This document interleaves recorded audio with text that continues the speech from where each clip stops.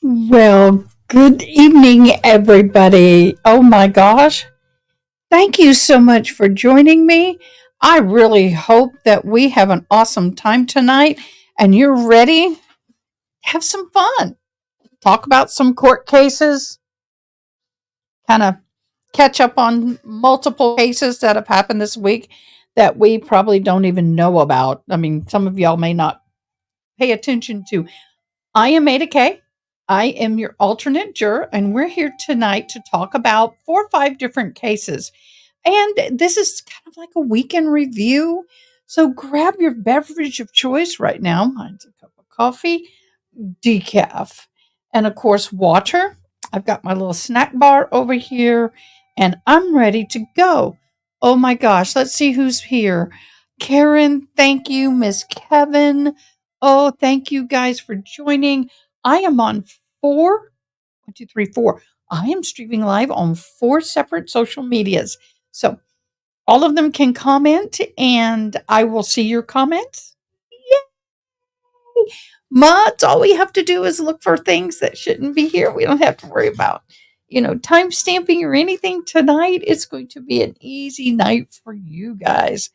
I am so excited because, man, there's some new cases coming down, and I really, really, really, really hope we can get in on some of them.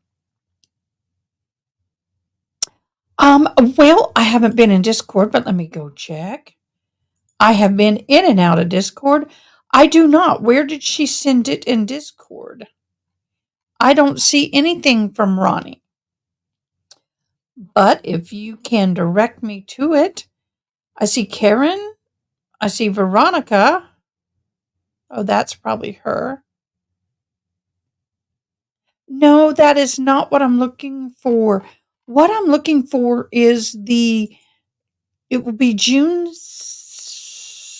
3rd to 6th, somewhere in there.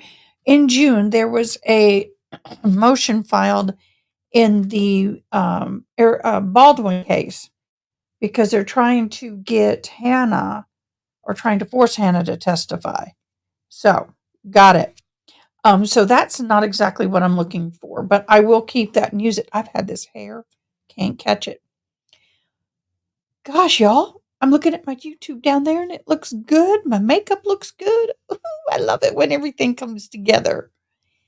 But anyway, oh, now I got that hair in my eye. Don't like that. So, oh my gosh, I've got so many things going on right now, y'all. It's cray cray. Where on Facebook am I? You on Facebook? Which page am I on? I got 5 pages. Which Facebook page am I in? Adakay is what I wanted to be on, and hopefully it is there. If not, oh, yes, it is. Oh, hallelujah. Y'all, I am learning how to work it all, man. It is so hard to keep up with everything. Let me tell you. Um, I'm going to be setting up a GoPro this weekend, I hope. And should the male gods bless me? Uh, I do have the news videos. We're going to be watching some of those. I'm just kind of waiting for a few people to hop on. Hey, CG and Tex. Hey, how you doing? How you doing? Oh, we're not friends on Messenger. I can't send it. I can't send an invite. Y'all, I was hoping to send an invite to RA, but can't do it this way. Wow, we had a very interesting day on Thursday. I keep thinking today's Saturday. With the Karen Read trial, I have typed up literally 8 pages, no, 13. I'm not going to read all of it. Pages of information on 4 trials. about 4 or 5 of those pages are for the Becky Hill. More stuff out of the Colleton County for Becky Hill.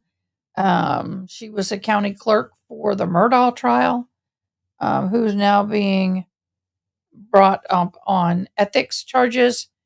76 ethic charges. Oh my gosh. And a few of them will probably turn over into possibly criminal, but I don't think the DA would do anything with it this year, per Emily D. Baker, of course. Mm.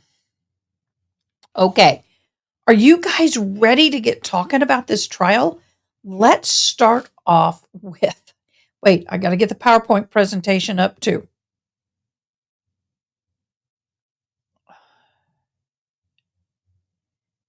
What? Okay, explain a little bit. Oh, idiotic thing that, yeah, when y'all say idiotic thing, please, like BH for Becky Hill, so I know what you're talking about. Because my mind is already 5 steps further along than we are, honestly. So I'm going to try and do something that I've never done before. And I am going to try and bring on slides from my computer. Don't show this tip again. Upload file, desktop, that, open. Oh my gosh. It has to be, it's too big.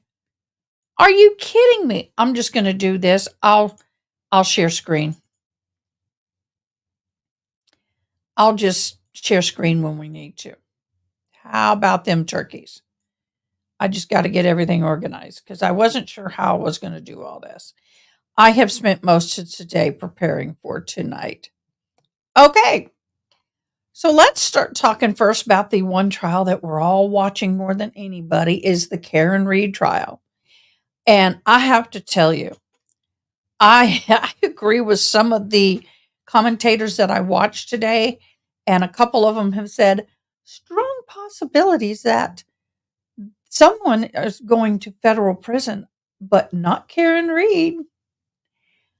I mean, this AG is screwing up this trial to the point that I don't think it's winnable for him. Though, let's get me situated. Like I said, I have a bunch of notes. So if I'm looking down, please don't be offended. I saw an interesting on TV trials on court TV. Cops stalk girl and kidnapping. Ooh. Hi, Andriel. Yeah, there's a bunch of stuff like that going on. I've got to decide what I'm going to cover and what I can't cover, what I want to cover, and what can get me knocked out of monetization. I'm not in monetization yet, but I was told that they will go back and look at your previous videos, and I want to make sure that I don't lose anything. I'm going to have to adjust this. I just hate having a ton of headspace. Oh, I feel so much better. Don't feel like I'm sitting like this. Yay. Feel so much better. Okay. Let's sit here and I want to talk about Trooper Proctor. So he is just so extremely connected with the families involved, and especially, and where are my glasses? I'm squinting and I left them on my table. Gotta call my daughter. Well, no, I'll just go with that. He's so highly involved with all the players in this case, especially those at 34 Fairview, and all the evidence that have issues as to credibility are connected to Proctor in one way or another. Oh, that's okay.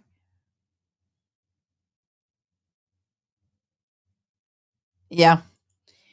So, one thing that I'm struggling with myself, and I think it's been alluded to, but it hasn't really come in yet, is the text that Proctor sent to someone, I don't know who, wishing that she would harm thyself to the end of life.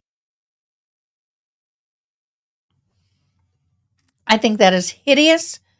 And that to me shows that he's got some animosity there that is hurting, I think, his ability to appropriately handle this case. I think that if he's going to be involved in handling this case, then he can't be having those feelings and be putting it out there. So I want to talk about the Sally Port. I feel bad because I can't remember where I found this video. So I'm going to preface it to say that we're going to see a video in a minute. It's not my video, but I give credit. If you see it and it's yours, shout yourself out, please. But Sergeant Bukhenik, which is the way he pronounces, I'm just from here going to call him Sergeant B, was talking about the ring video, and it was brought to the court's and the jury's attention that there is sections of this ring camera in the Sally Port coverage that appear to be missing. Now, on direct, Lally presented the interview, the video. Now, we're calling it the inverted video. He is required to offer a fair and accurate representation of the evidence.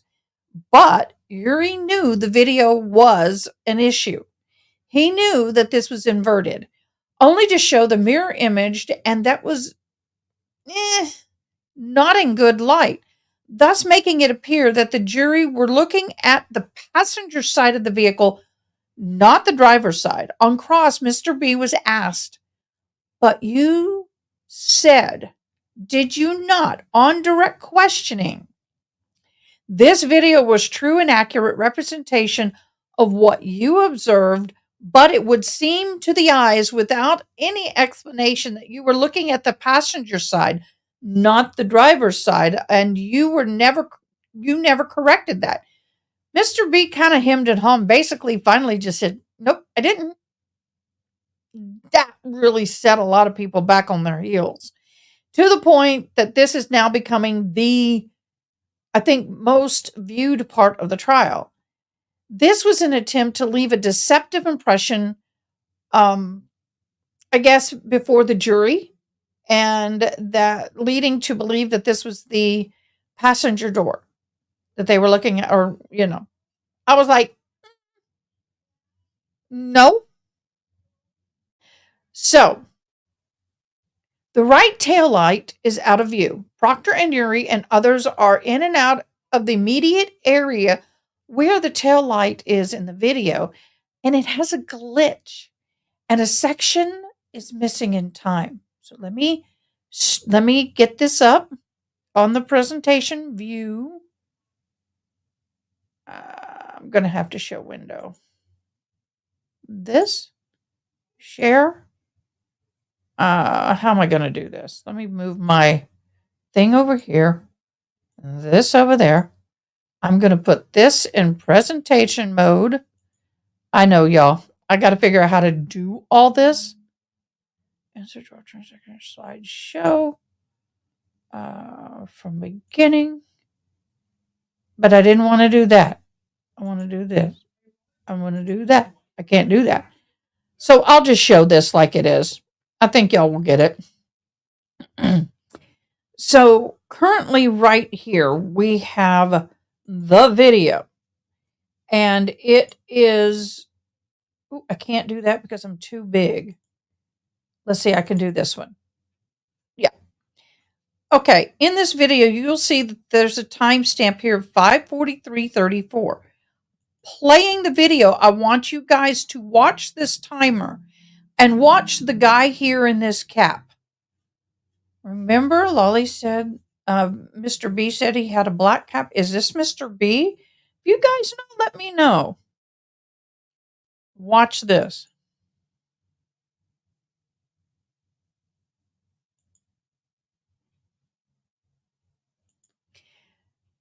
So look right here. They're all back here talking. There's people moving around. I think, well, no, this here is Proctor in the baseball cap. He's right there where my cursor is. If you can see the cursor right there, 401 4649. Okay, let's go back if I can. 401 434. Watch it again. Okay. This guy is going to, it's almost like he's almost in the same position. Watch it closely. There's a glitch, but there's also another one later, but I'm not getting into that yet. And there you go. Wow, y'all. I'm like, are you kidding me? Are you kidding me? That to me was huge in my eyes. I was like, wait a minute. That is not acceptable. Now, I'm kind of getting my screen back in order. I got to bring that PowerPoint back up because I'm going to use it again. Nope. I want this one. Okay. I'm going to bring it over here. Bring it that way. That may work. Okay. So one of the things that really get to me, from current slide, why is it doing that? I don't want it on both. Shoot, I'm just going to have to do it this way. I got to learn how to do all this, y'all. It's not easy. But anyway, what we're going to do is I'm going to be showing you videos. I need to put in here that we are in a court situation or graphic content may be shown. Trigger warning, graphic content, maybe. Yeah, there we go. Because, well, I'm going to go there. So several things are problematic with this video. Number one, it is inverted or mirrored. So the police car that's in the video, which I'll go ahead and try and pull up again. No, I can't. It's too big. I'm going to share window. Share that one. There we go. Might be able to. And share. Okay, let me see if I can enlarge this. It won't let me.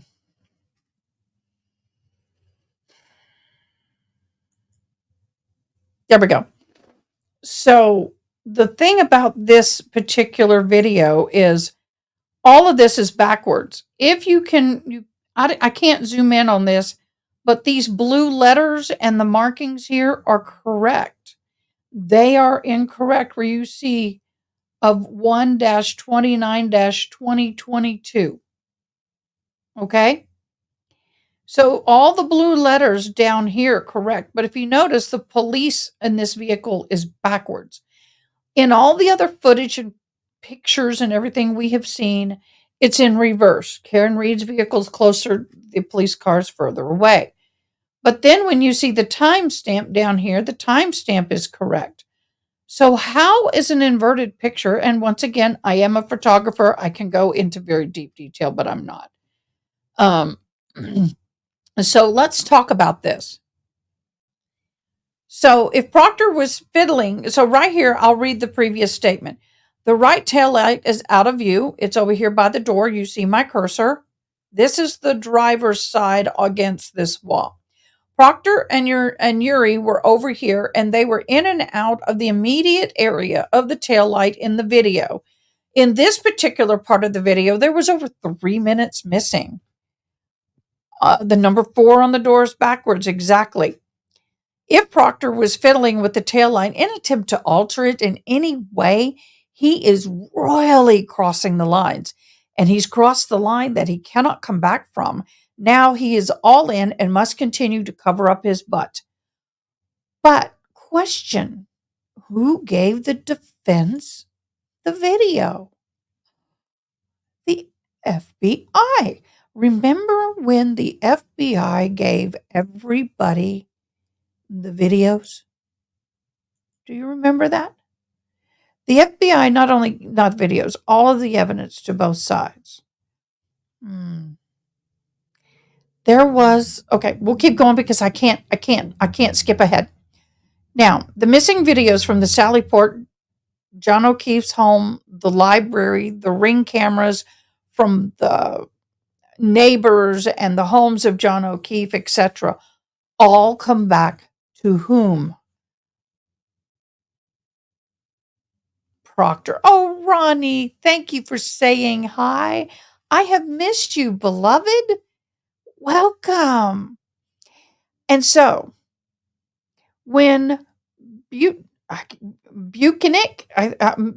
Mr. B, was testifying to a number of drinks that Karen Reed had, he was so focused on how many drinks that Karen Reed had had that night and was offering his opinion on the videos. But I'm going to hold there.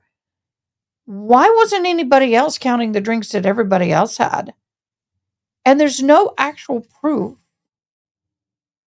that she drank all those drinks. Just because she paid for it doesn't mean she drank it all. Proctor, I think Proctor made the videos. Very, very well could have.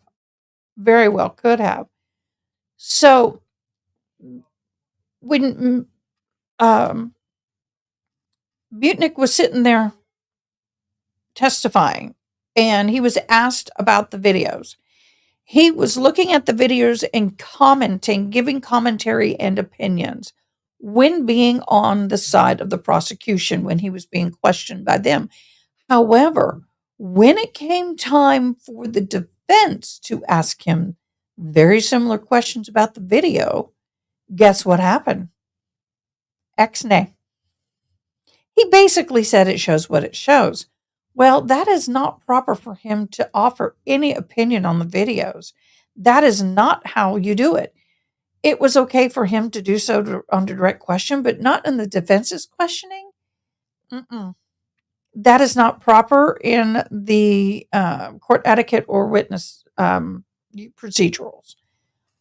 This section in question when Karen Reed was turning to John O'Keefe's home after being at 34 Fairview and before the family friend who picked up John O'Keefe's daughter, and then also when Karen Reed returned home, on John O'Keefe's camera, where are all those ring recordings? You have the recording of her backing up. Congratulations. Oh, I think I'm going to do this differently. I just had a brilliant idea. You cannot sit here and tell me that with all of those videos and all of those things, you can't sit here and tell me that none of that was caught on camera? You can't do it.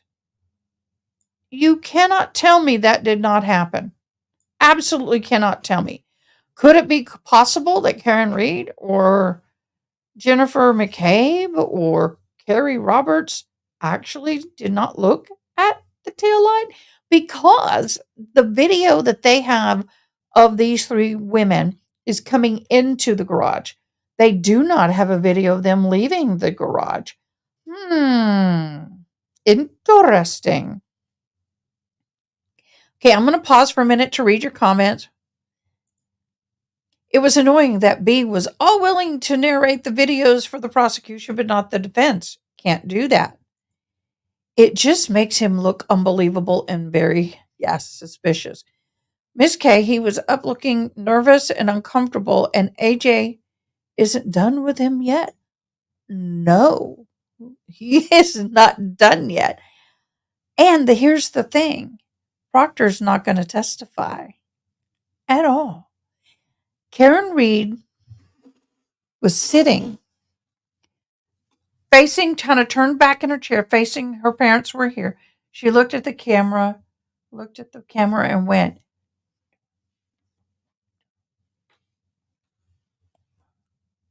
so she said, no, Proctor, and then turns around ever, which means, as far as she's telling us, Proctor is not going to testify. And we'll go into that tonight too, y'all. I don't think he is Miss Cowgirl in Texas, because if he does, I'll explain my thoughts on that in a minute. Is my sound okay? I feel like I'm talking kind of loud. There was a warrant issued to retrieve the ring recording logs, access logs, all the information attached to the ring at John O'Keefe's home. However, when questioned, the state says they don't have the logs.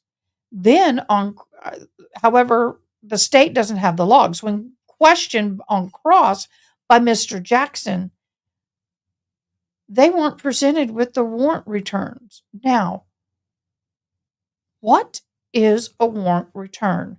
A warrant return is a document at the time and date when the warrant was executed, and it provides all the details of list of anything that they took, the inventory, item seized, which police have it in their possession, who has it where, very detailed. I have seen those before. And those are supposed to be returned. But Trooper B claims that he does not know if they ever were received.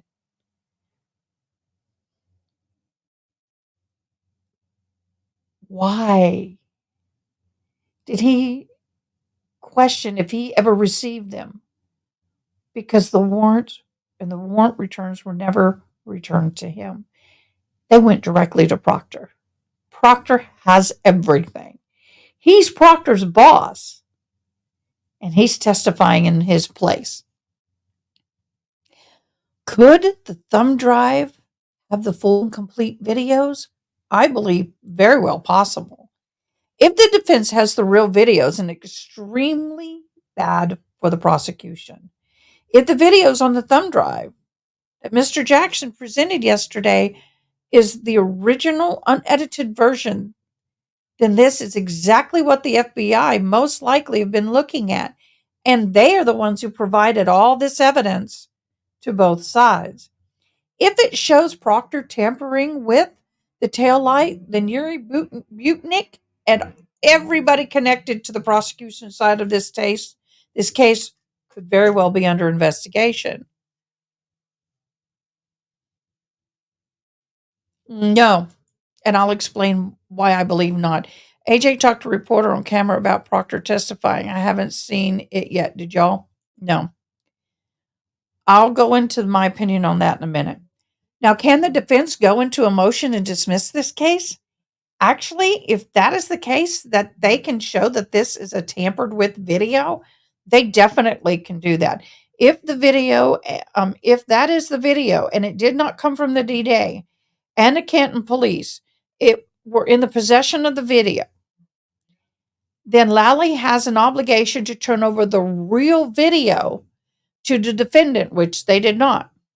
If this is the case and he did not do that, then it is, I can never say this, egregious due process violations, or the Brady violation.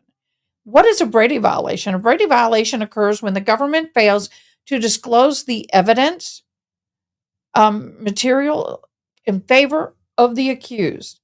If the video in the defense's hands it's the real video and it's unedited, and it would be exculpatory. I can never say these words, I'm dyslexic, which could blow this case wide open. Now, I'm going to show you the video one more time. Yeah, I can never say that word. Because there's some people who may not have seen this, so I'm going to show the video.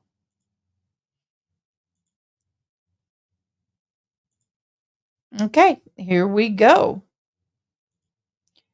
So as she's backing up, as you can watch the car, it will move.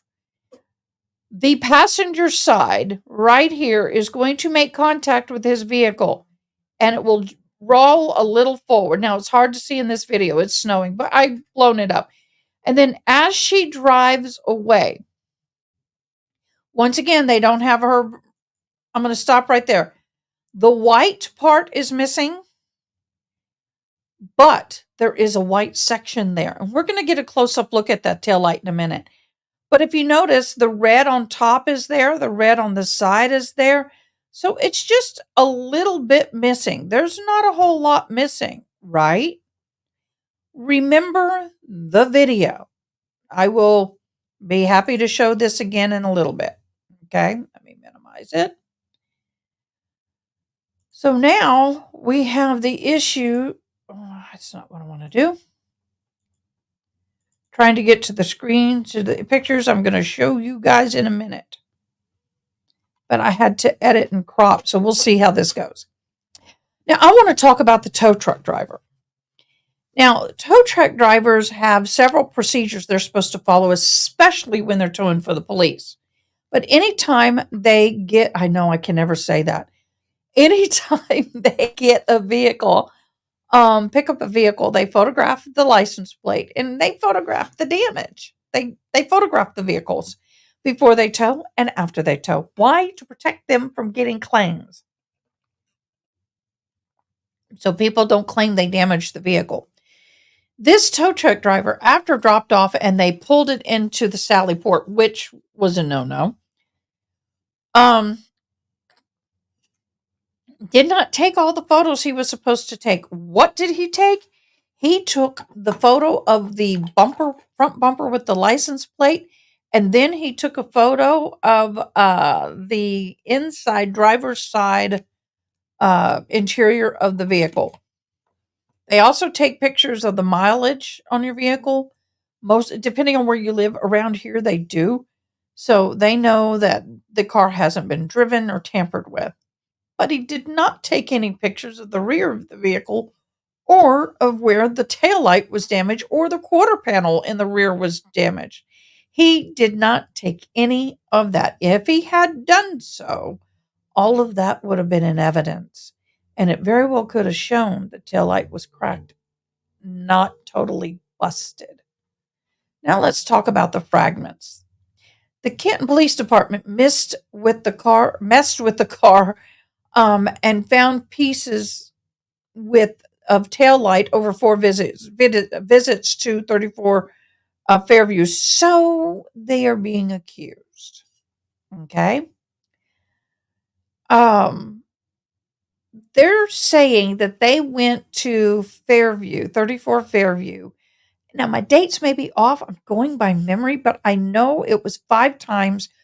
First, definitely on January 30th of 2022. Then around the 3rd, the 8th, the 10th, and the 18th. Not completely sure on the first 2 dates, but I am on the second 2. No documentation or reports were made on any of those visits. None of those visits. The report did not get generated until November of 23. Only information they had about the evidence was written on the bags. Nothing else. Bukhenik was consistently driving down Fairview back and forth, he said, over a period of time he was going to be driving by to see what the grass offered up or something like that after the snow was melting, to see what was offered after the snow had melted. Now, how convenient was it that he was driving by 34 Fairview on that road the same exact time that the sheriff and other PD were there already collecting evidence? How many police officers do drive-by evidence searches? Really? And you don't think that there was an active search when he drove by? And he didn't know about it? He knew well about the search. What are y'all's thoughts on that? I kind of caught that and I went, let's back that up a little bit. The Canton police chief? And you didn't know? Come on. Upon testifying, the forensics, they stated that they were able to piece together parts of the taillight. However, most, if not all, of the white section of the taillight is still missing, and only a little slivers of the red is missing. 90+% of the red was reconstructed, and I believe that is why Karen Reed, Jim McCabe, and Carrie Roberts thought that it was only cracked, because when you're in a snowstorm and you're looking at it and you don't see the white or the clear glass missing, it's not going to be that noticeable. But what is noticeable is a little bit of the red section missing. So I firmly believe that that is the case. So I am going to pull up. I got to find it. It's kind of hard because these are little. Let me see if I can view extra large. Okay, that helps. Y'all, Okay.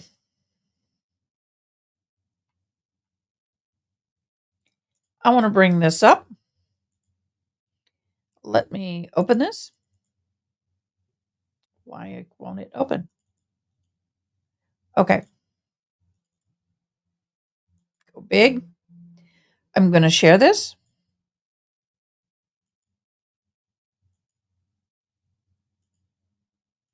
Okay.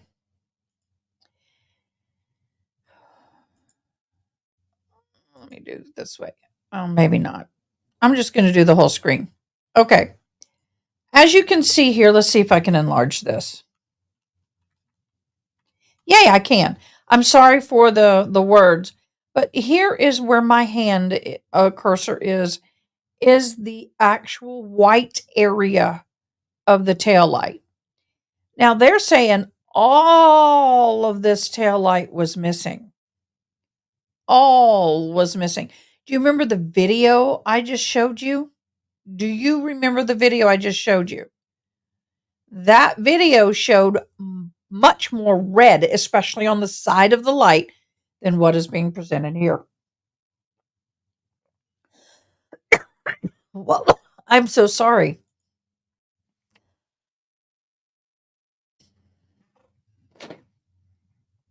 So now I'm going to scroll down. I need to scroll down to get it.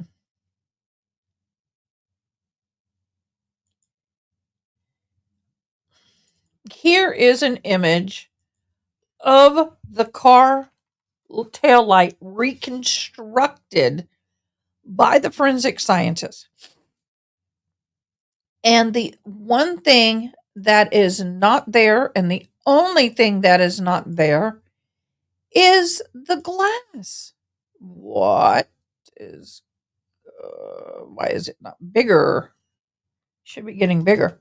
Oh, I'm on the wrong page. Sorry. I need to be on this page. Let me do this. Let me go. There we go.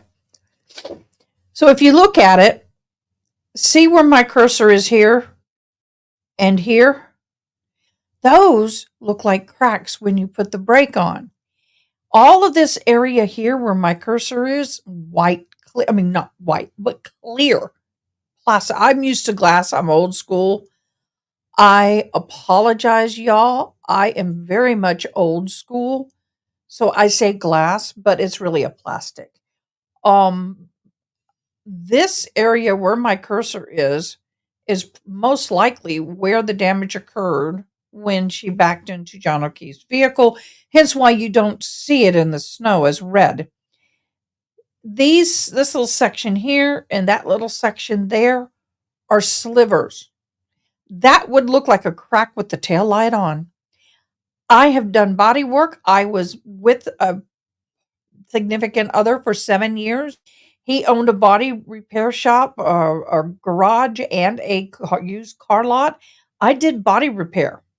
And I can tell you, I can see why they would think this is cracked because the clear is would not be noticeable in the snowstorm or at night. And with the light on, I could see where this little section here where my cursor is doing kind of like an upside down V would be showing a white. But in the video, you can see red on the side and you can see red across the top. It does look a little whiter here, but it would look whiter there because you have these little sections missing.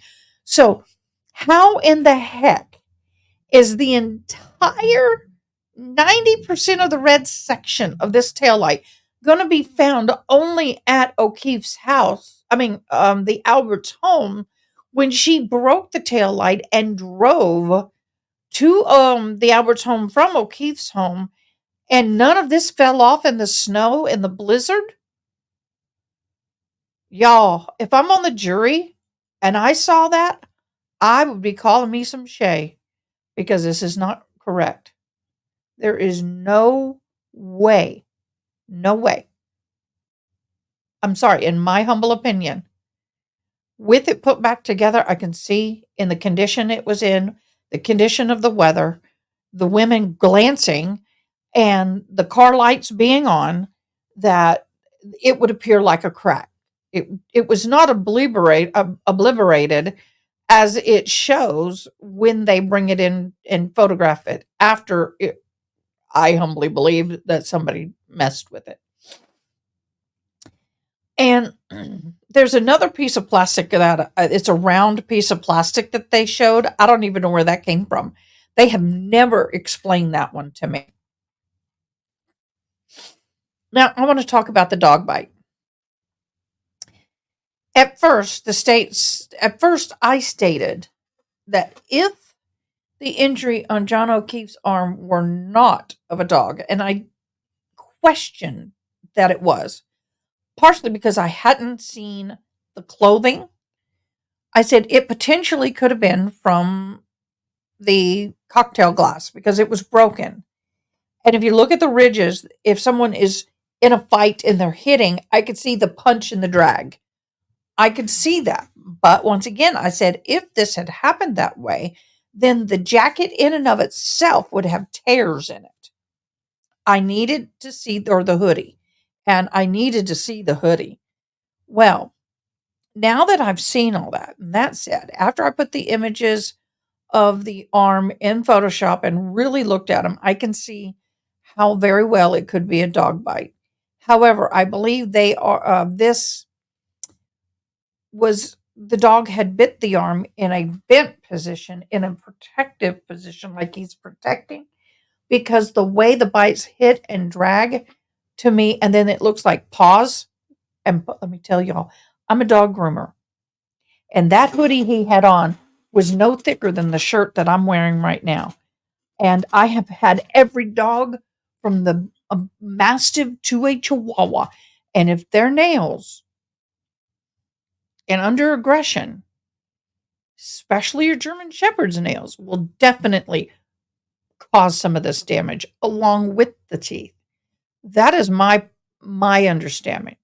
So, y'all, warning, we are going to see this graphic image. If you can't handle the graphic image, turn away. Fair warning. It changed on me. Window, that, share. Here we go. This here to me is so, dang it, I do it every time. I got too many things I got to do at one time over here, y'all. It ain't easy. There, got myself back together. These definitely look like punctures, like where my hand is covering is a puncture. That is a puncture and a scrape of a cut. The inside of a canine is, the teeth are not perfectly round. They start off round, but as they go down, they get more teardrop shape.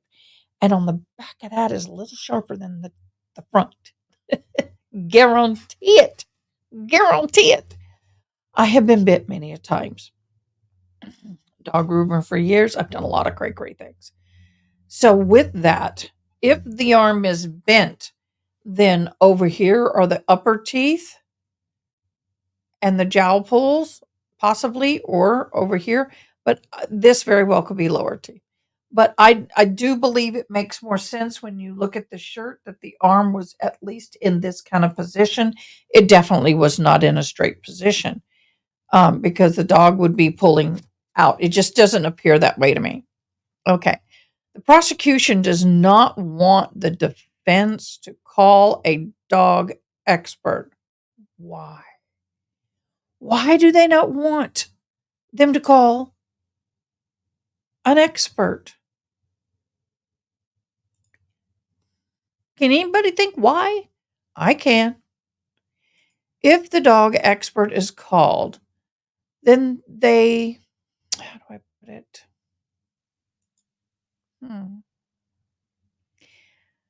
Because the prosecution did not have forewarning. See, the prosecution thinks that they have every right to bring any and all theories into this case that they deem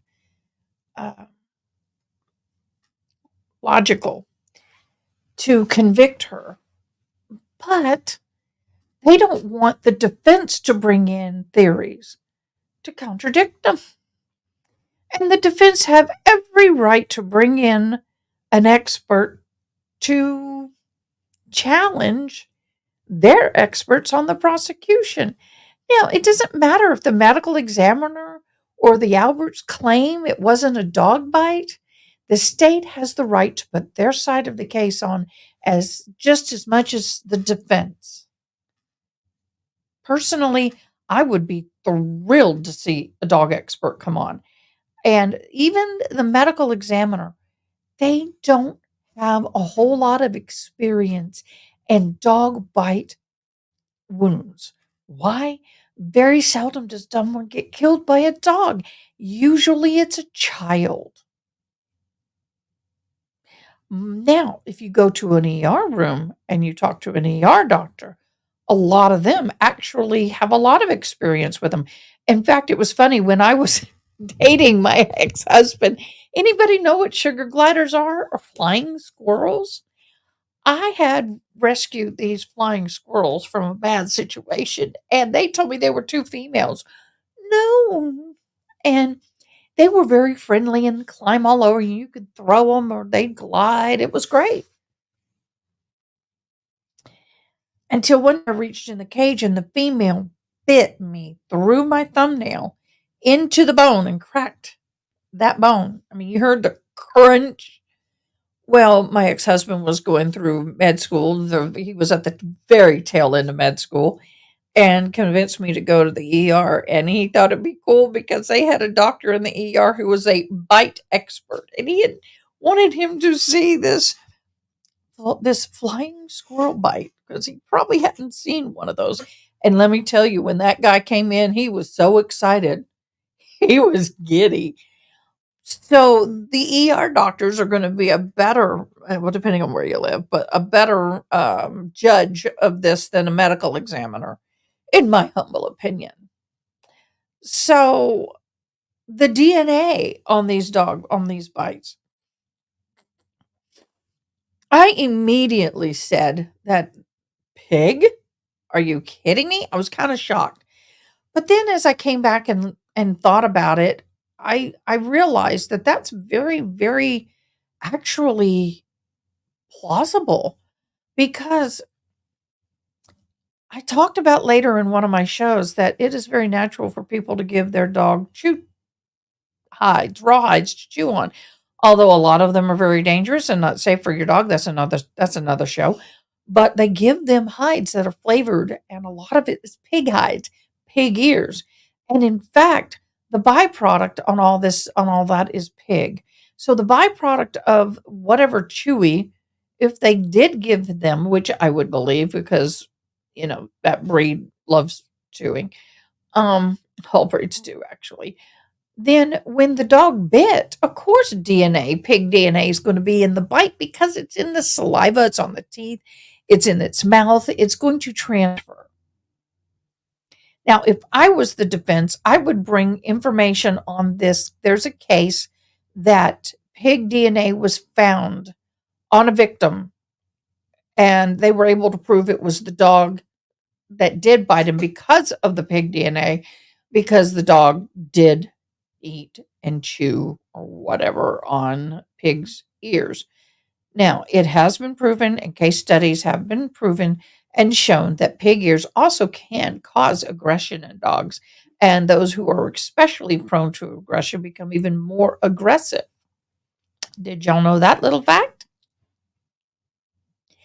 So it just makes sense to me that with the pig DNA and all that, that we definitely have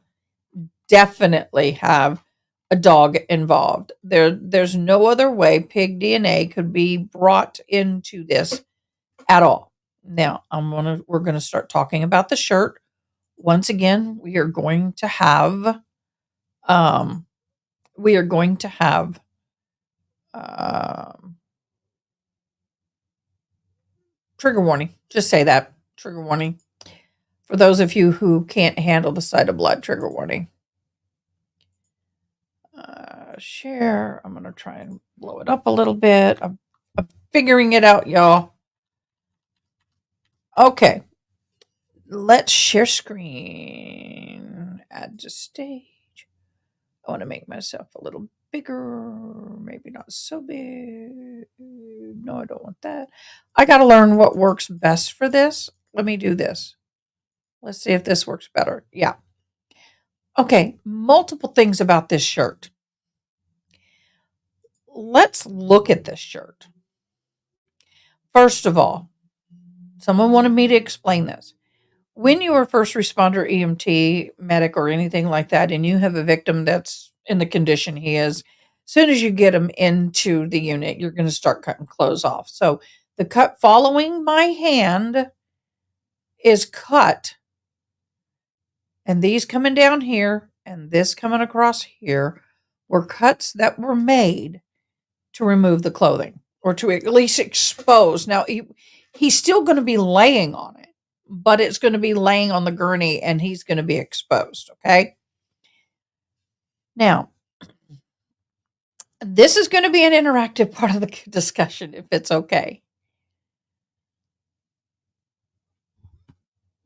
Well, it didn't have a lot of blood on it, but let's look at this shirt. Right. I'm still waiting for the puffy jacket. It never was. That guy was an idiot. When you are hit by a vehicle and you go flying back, you hit your head, you have a lesion on the member. Let's go over the injuries, okay? He has a 2-inch cut, deep wound to the back of the head, which bled. You have a cut over the eye, well, the right eye, golf ball size bump on the head. You've got blood coming down. The eye was swollen, and he had a bloody nose and a cut across the rim of his nose. All right. Let's look at the jacket. First of all, this part of the hood is laying back. He probably didn't have it over his head because he had a baseball cap. Remember the cap. Let's hold on to that.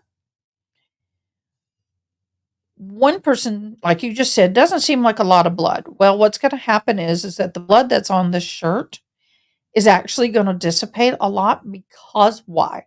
He was covered in inches of snow. If you remember the testimony, and I believe her, when Carrie Roberts, hold on a sec.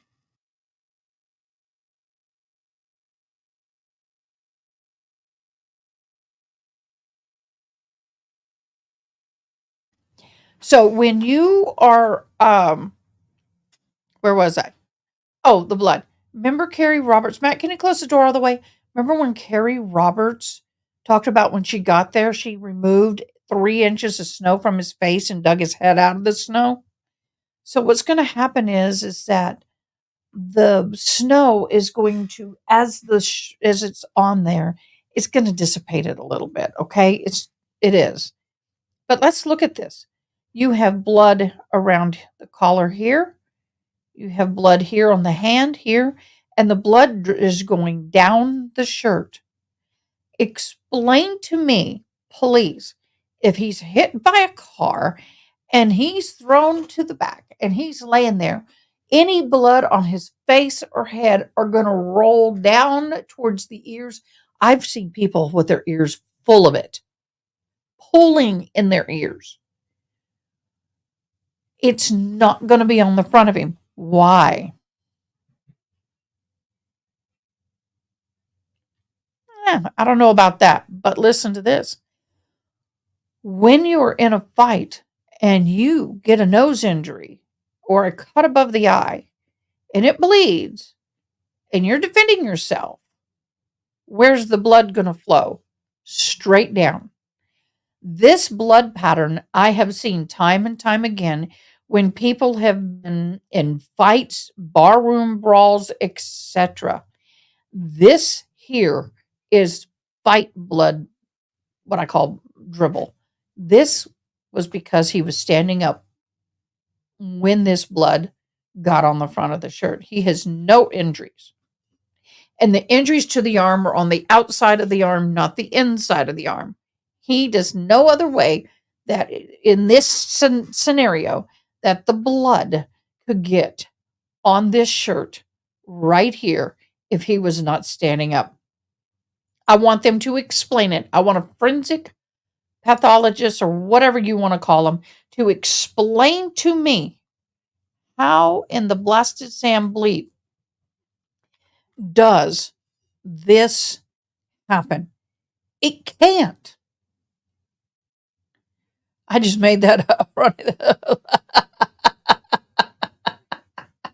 That is so funny. Okay, I'm pulling up another picture. Okay, so now we have the back of the shirt, which they cut from here up. Okay.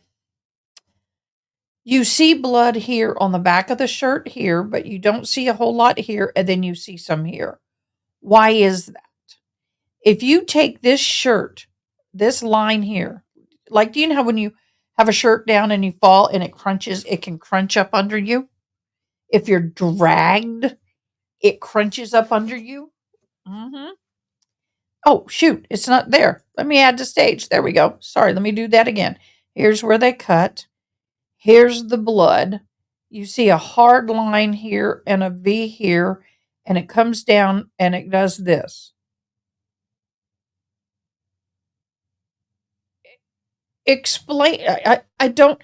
It looks like this part of the shirt was touching here, like it kind of rolled up underneath him and crunched. Well, I got it up. I apologize. I was so excited to get there. So this blood here came from the back of the head, but you don't see a whole lot on here.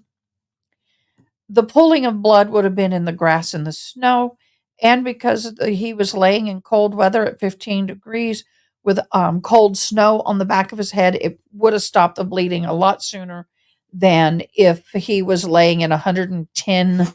I care in 110 degrees in the middle of Texas.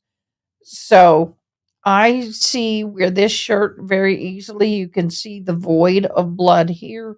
You can see blood here and then across here. You can see almost like an arrow. If you fold that up, you can see where they meet. I'm tempted to print that on a piece of paper and do so. Okay. So, oops, I lost my place. Let me get back to it.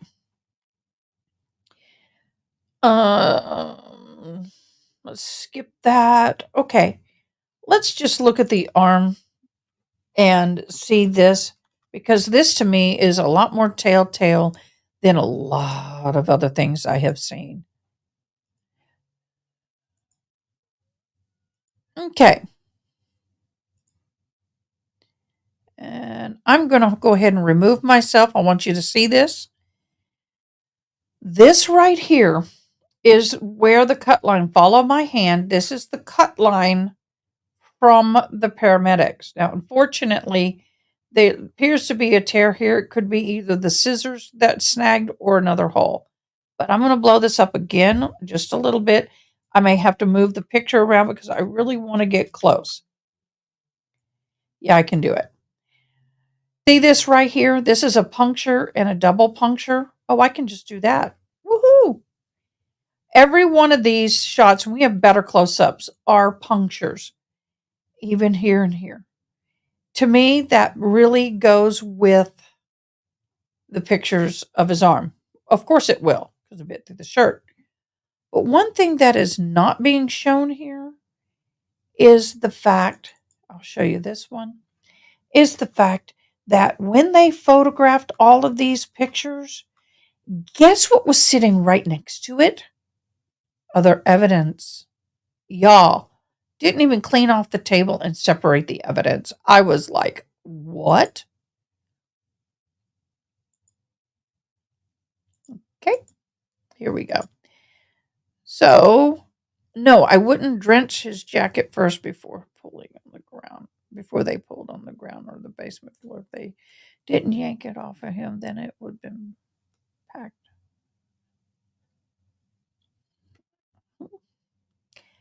Exactly. Okay, let's share this picture.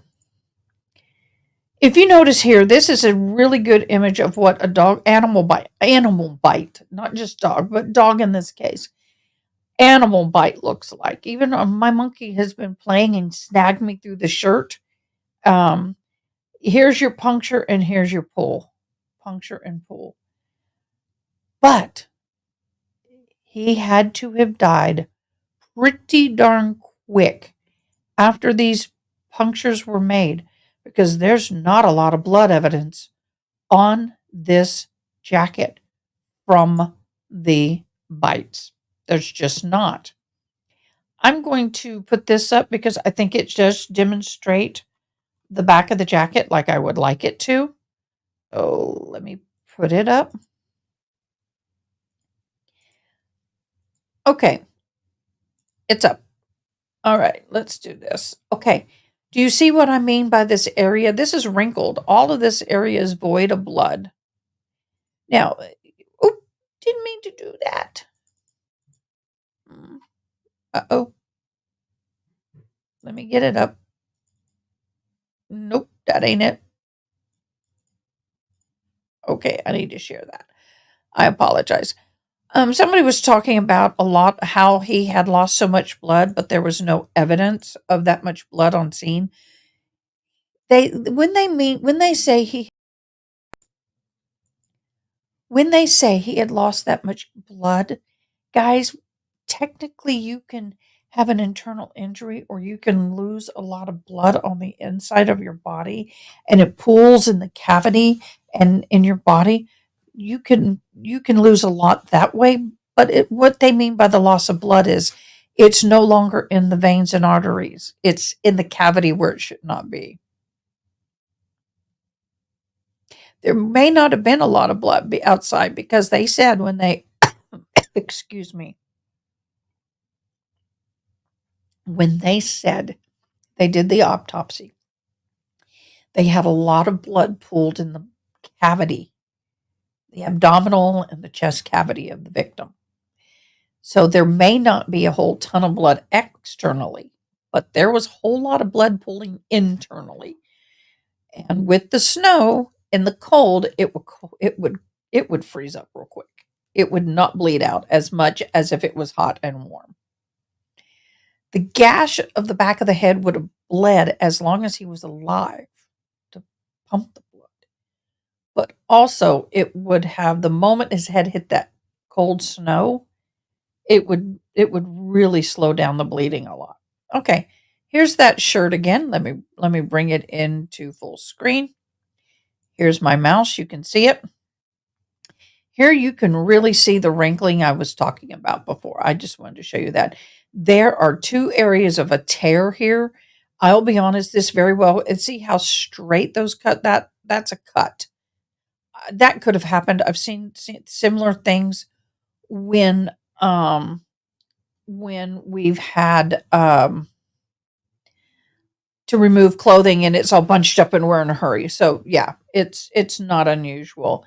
There's a lot of blood droplets on the shirt and the pants. I'm not going to show that, but I will say this. Let me show these pants here because there is no way he's going to have any kind of blood droppings on his pants going down if he was not in a vertical position with what his with while he's alive with his nose bleeding. Okay, it's just not going to happen. Okay, here we go. They were cut here and they were cut here and pulled away, but this is blood here, blood here. Once again, that would be from a vertical position, in my humble opinion. Once again, this is all my humble opinion.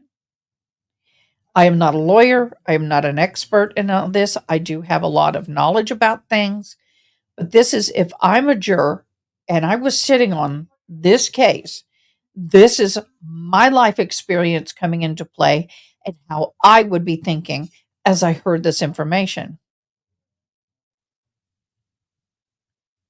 You're all good, guys?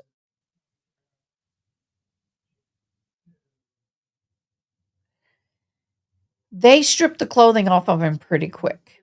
And once you decease, your body stops pumping blood and it stops flowing in any way, shape, or form. It's not going to flow again. We have a bunch of stuff here about the car. We've already gone through the car. Um, look at this. I want to show you this. This was a screenshot that I got of Karen Reed, and I thought, oh my gosh, she would kill me. But this was her eye roll. Her eye roll when she stood up from trial. I couldn't believe I caught it. I was like, oh, she's going to hate me. But for giggles and grins, here we go.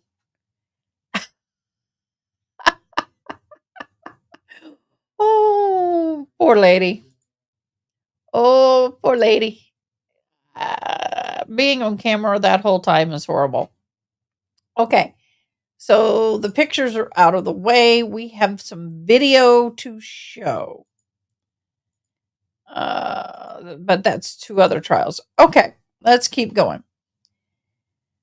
I've also the areas in which on the clothing, the t-shirt especially, where the samples were collected by holding two long Q-tips together and vigorously rubbing around every single hole. Y'all, that is not how you collect evidence. That is not how you do this. Hold on. Please shut my door. They let my dog in and then they don't shut the door. I have a service dog. So anyway, I'm like, are you not able to afford the Q-tips?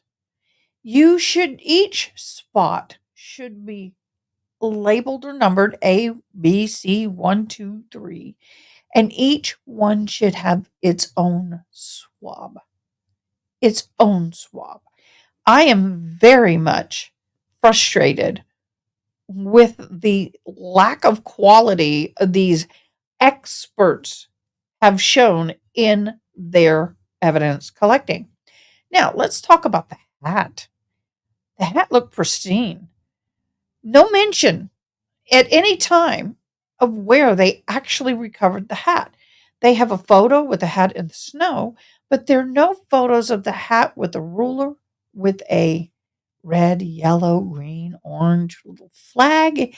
There's no picture, a broad spectrum picture where you can see how it relates to the flagpole or the fire hydrant or the house or anywhere else.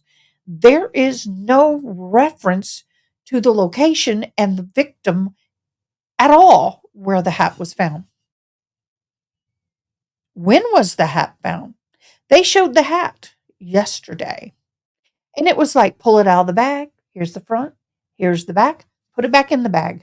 The family was visibly upset when they started pulling out the evidence, and rightfully so.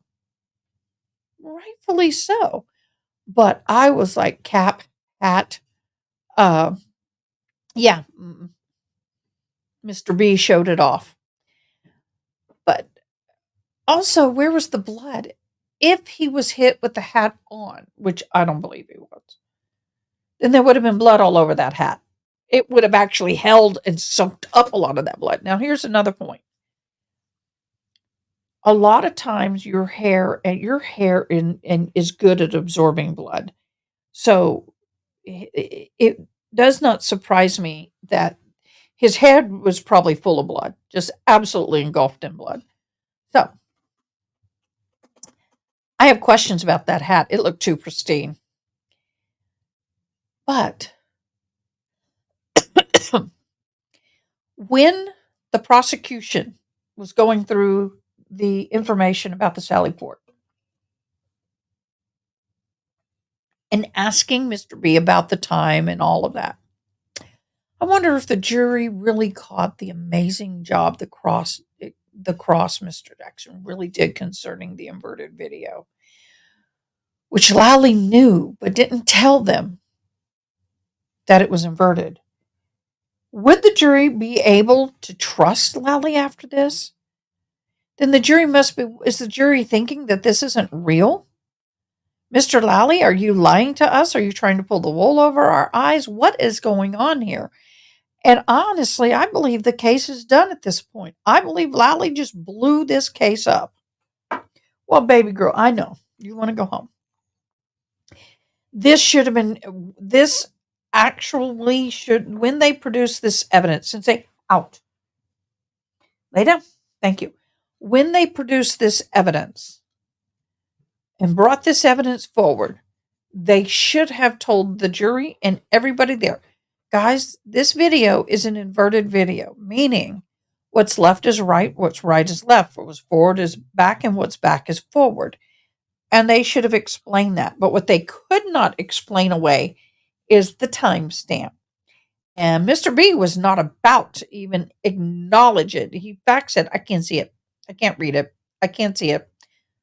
So there you go. I got some in my eye, y'all. My question to you, hi, Naven. My question to you is, should the Attorney General Alic stop the trial now? Should he stop and save face? What is your opinion? So you say it was not altered, flipped, or inverted?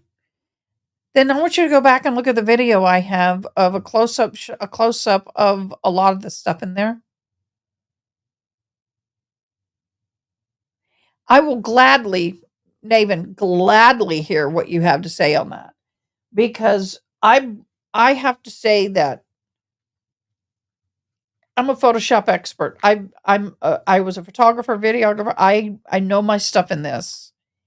I don't know a lot about cell phone data and that kind of stuff, but the video is not correct. I don't understand the time gap. Now, if this is not a problem, then Lolly needs to get up there and he's got some explaining to do. But even without the video, I do not believe that this trial at this point is winnable, in my own humble opinion. I am still waiting for the evidence to drop that shows me that she's guilty. Could she have killed him? Absolutely.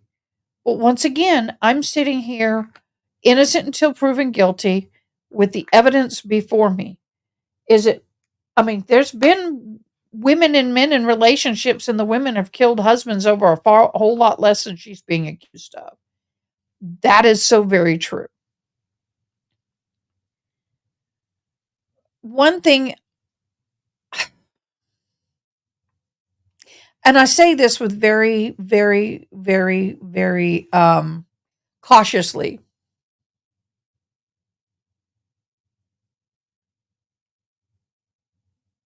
I can do that. Let me see if I can do that in a minute. Let me get through this portion and then we'll talk.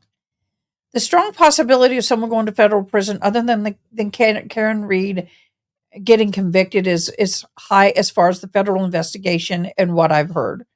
Presumably, the position on all connections have no honor and will push this case forward instead of dropping the charges.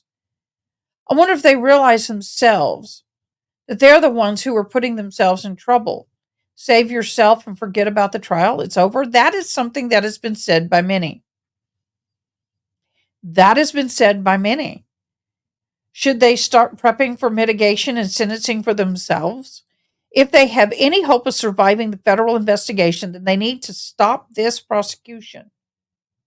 With every day Karen Read is on trial, some believe, this is not just my opinion, this is stuff that I've gathered, that she is appearing more and more innocent every day. And these are lawyers.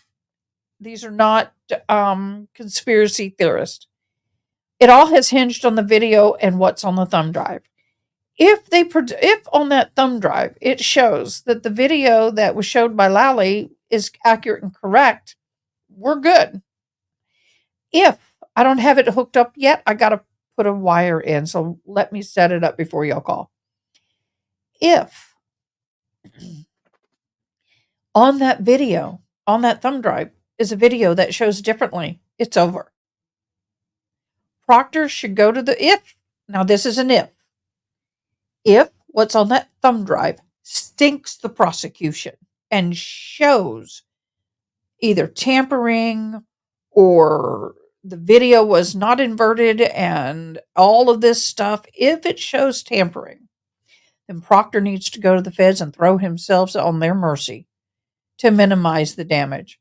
I do not believe Proctor is going to testify in this case. Here you go, guys. Why? because it will crucify him with the feds if he is truly under investigation. He is he is damned if he does and damned if he doesn't. He would be an idiot. He would be an idiot to go up there and testify. And his lawyer, I think it would disgrace him and could be a I'm very loosely saying this, a disbarming situation. They should throw themselves at the mercy of the courts because the problem is you do not. Where did it go? There we go. I'm going to hook up my phone. Give me a minute. Have, you do not have,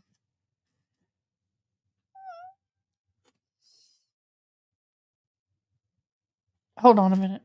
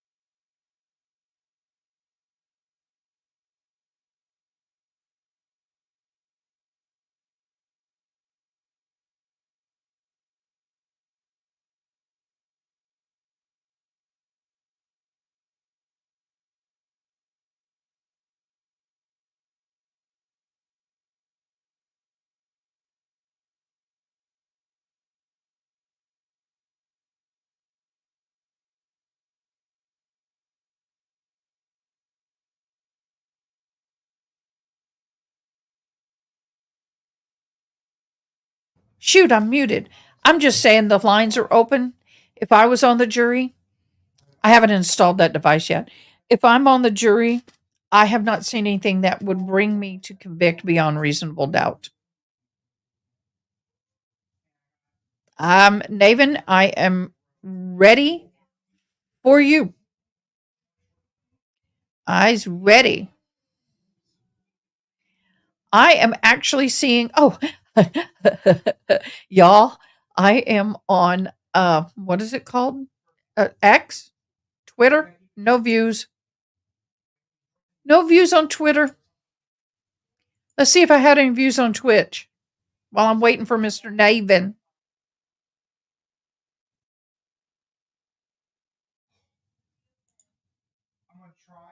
I don't think I have. Hold on.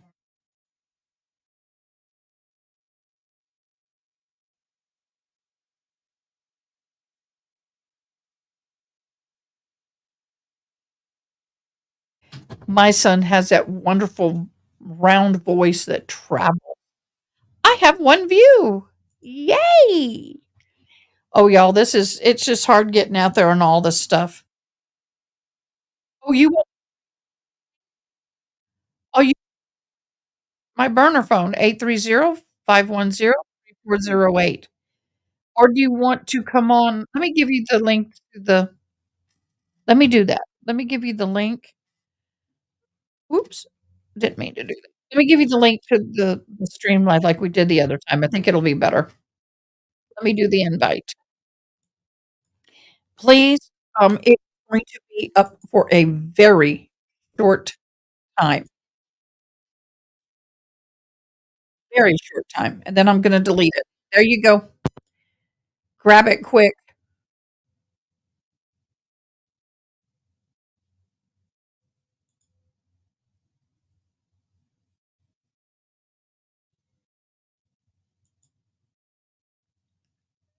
As you come on, I'm going to delete it.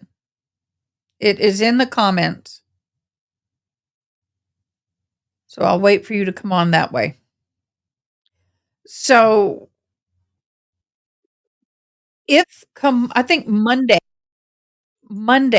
is, hold on, I'm going to get you on. I'm getting you on. I think on Monday, hi, welcome, Naven. Let me finish this thought and then I'll unmute you. All right, take your time. Can you hear me? Oh yeah, Oh, good. I can hear y'all. All right. Can y'all hear him? got your batteries charged up.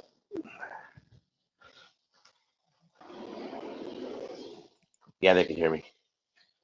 All right. Can they hear you? They can. Yay.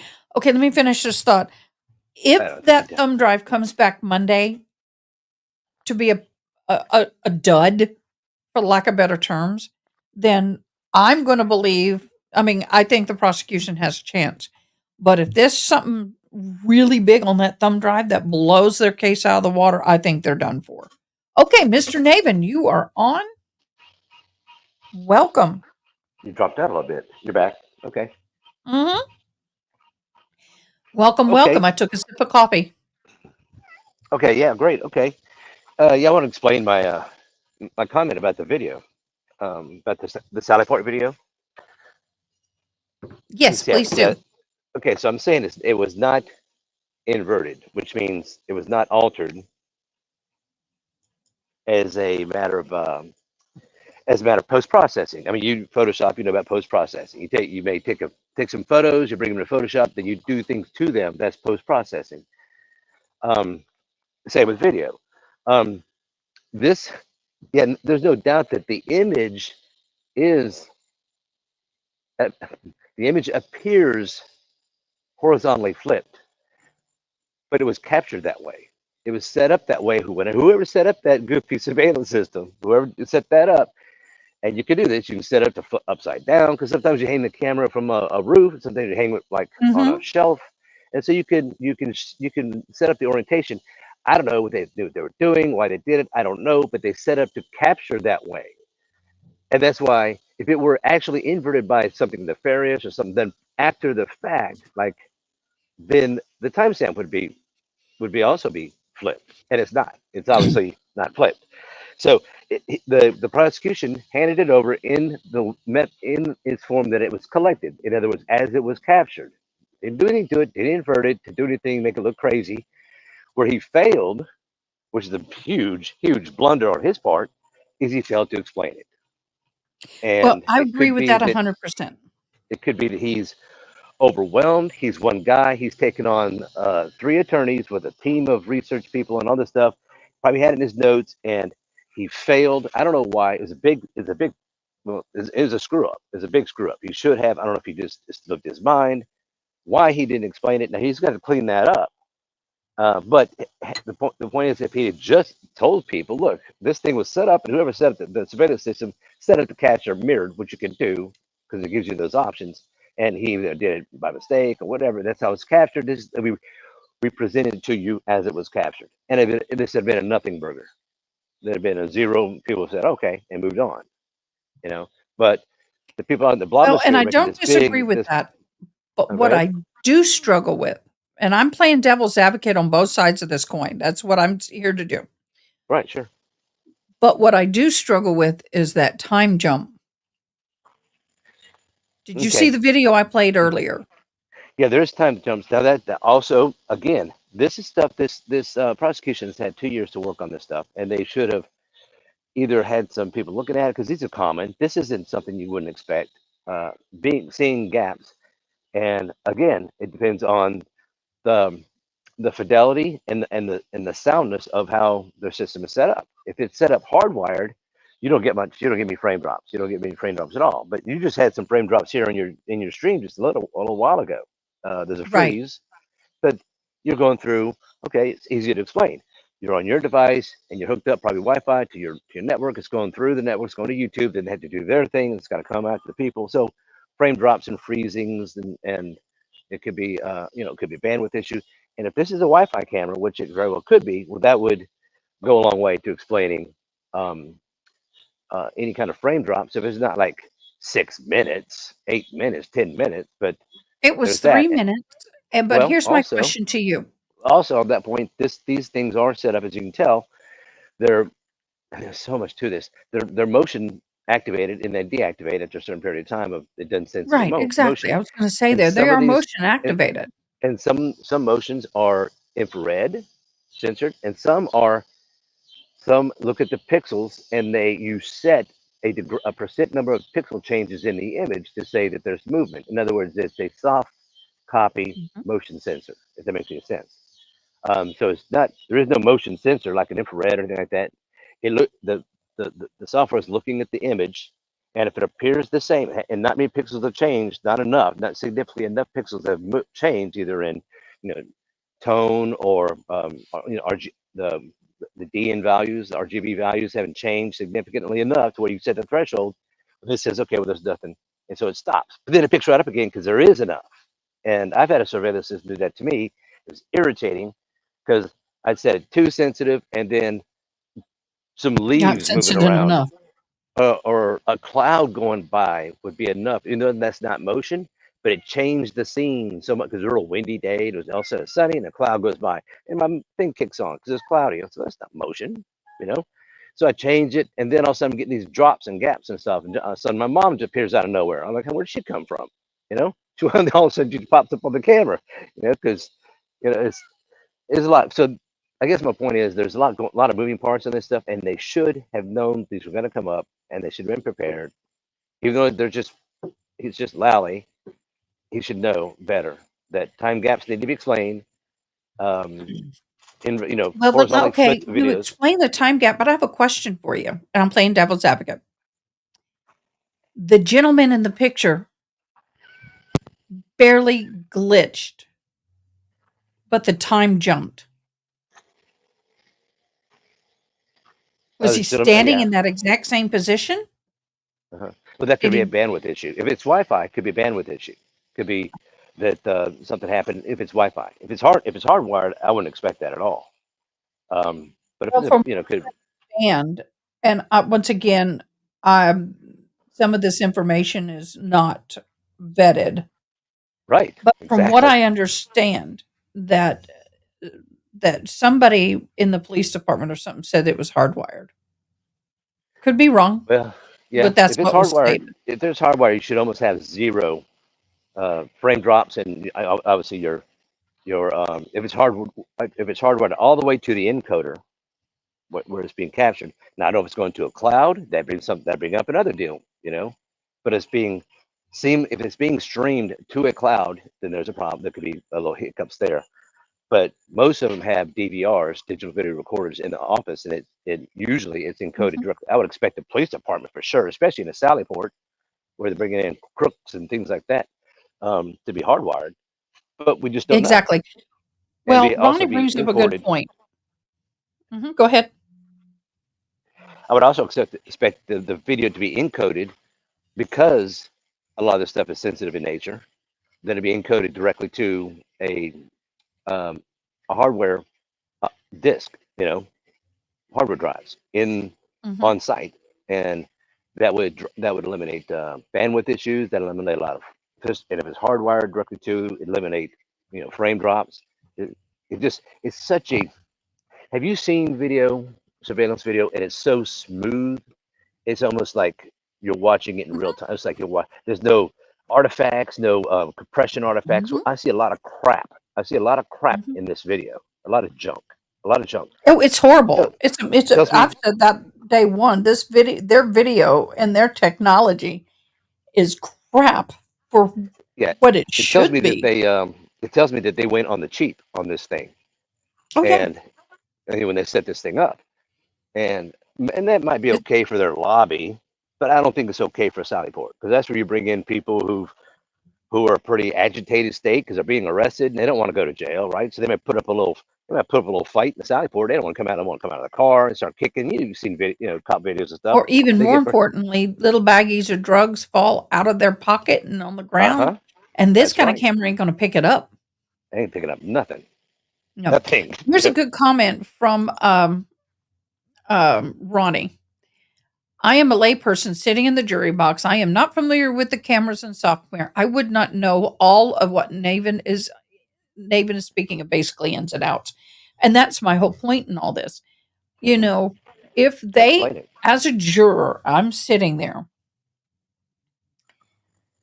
and I see what we saw on that in court, I'm going to be thinking exactly what I said, that it's inverted.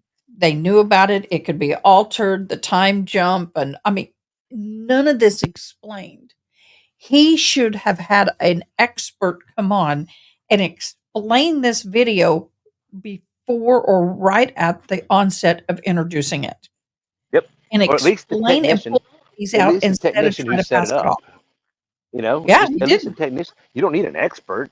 You need the guy who set it up, and then and be Right. able to explain. Now maybe I can't do it but it in lay terms, but explain to it people. You know, kind of like you have your phone. You notice when you take photos on your phone how good it looks, but when you do like a live call to somebody on your phone, it's kind of because it needs to be Crappy. compressed because it needs to be compressed down to a manageable data size to go across the go across the cell so it gets Mhm. it gets compressed and it doesn't look as good and but my gut feeling is that those are probably Wi-Fi cameras, um, and that would really Probably. disappoint me.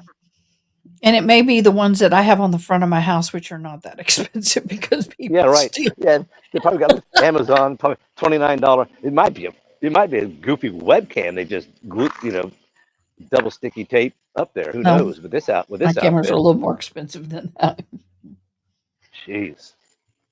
Yeah. Yeah. So anyway, No, but that's my take on the video, and they really, yeah, they definitely dropped the ball, and they're gonna and they need to clean it up, and they will. But in the meantime, um, it's maybe too the late. defense, the defense is gonna make hay out of it. Well, it's not gonna be too late. They just got to do it. I don't know how they're gonna clean it up outside of closing. They're gonna have to get their tech guy to come in, or like you said, maybe an expert. But Jesus, Well, how bad? Well, first of all, it's kind of hard to put the crap back in the horse. But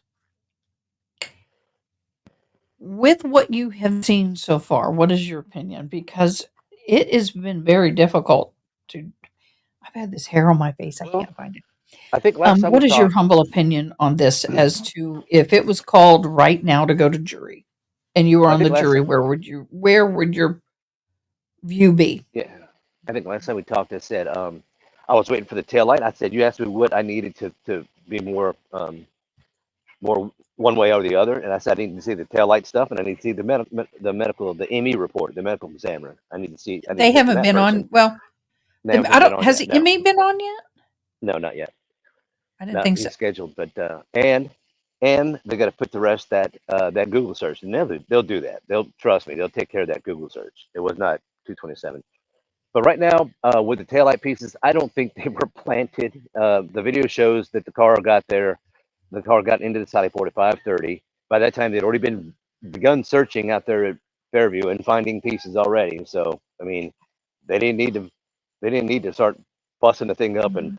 go put more pieces. That already that ball that train has already left the station, and they already started collecting the evidence and bringing it in. And so I'm not into the planting taillight pieces. I'm not into that. I'm not buying into that. And there's nothing that suggests they planted. It's just that's just they're trying to they're trying to Mark Furmanize Proctor, and we'll see where that goes. As far as Well, how I the, feel about the so I'm about 75. I'm about 75%. She's culpable for negligent manslaughter. that may very well be, but I struggle. That I could agree with. I could agree with that. But I struggle with the lights because when I see the video of her pulling away, and once again, this is my experience of car work for many years. After they reconstructed, and I told people I'm really going to hold it until I see the reconstruction.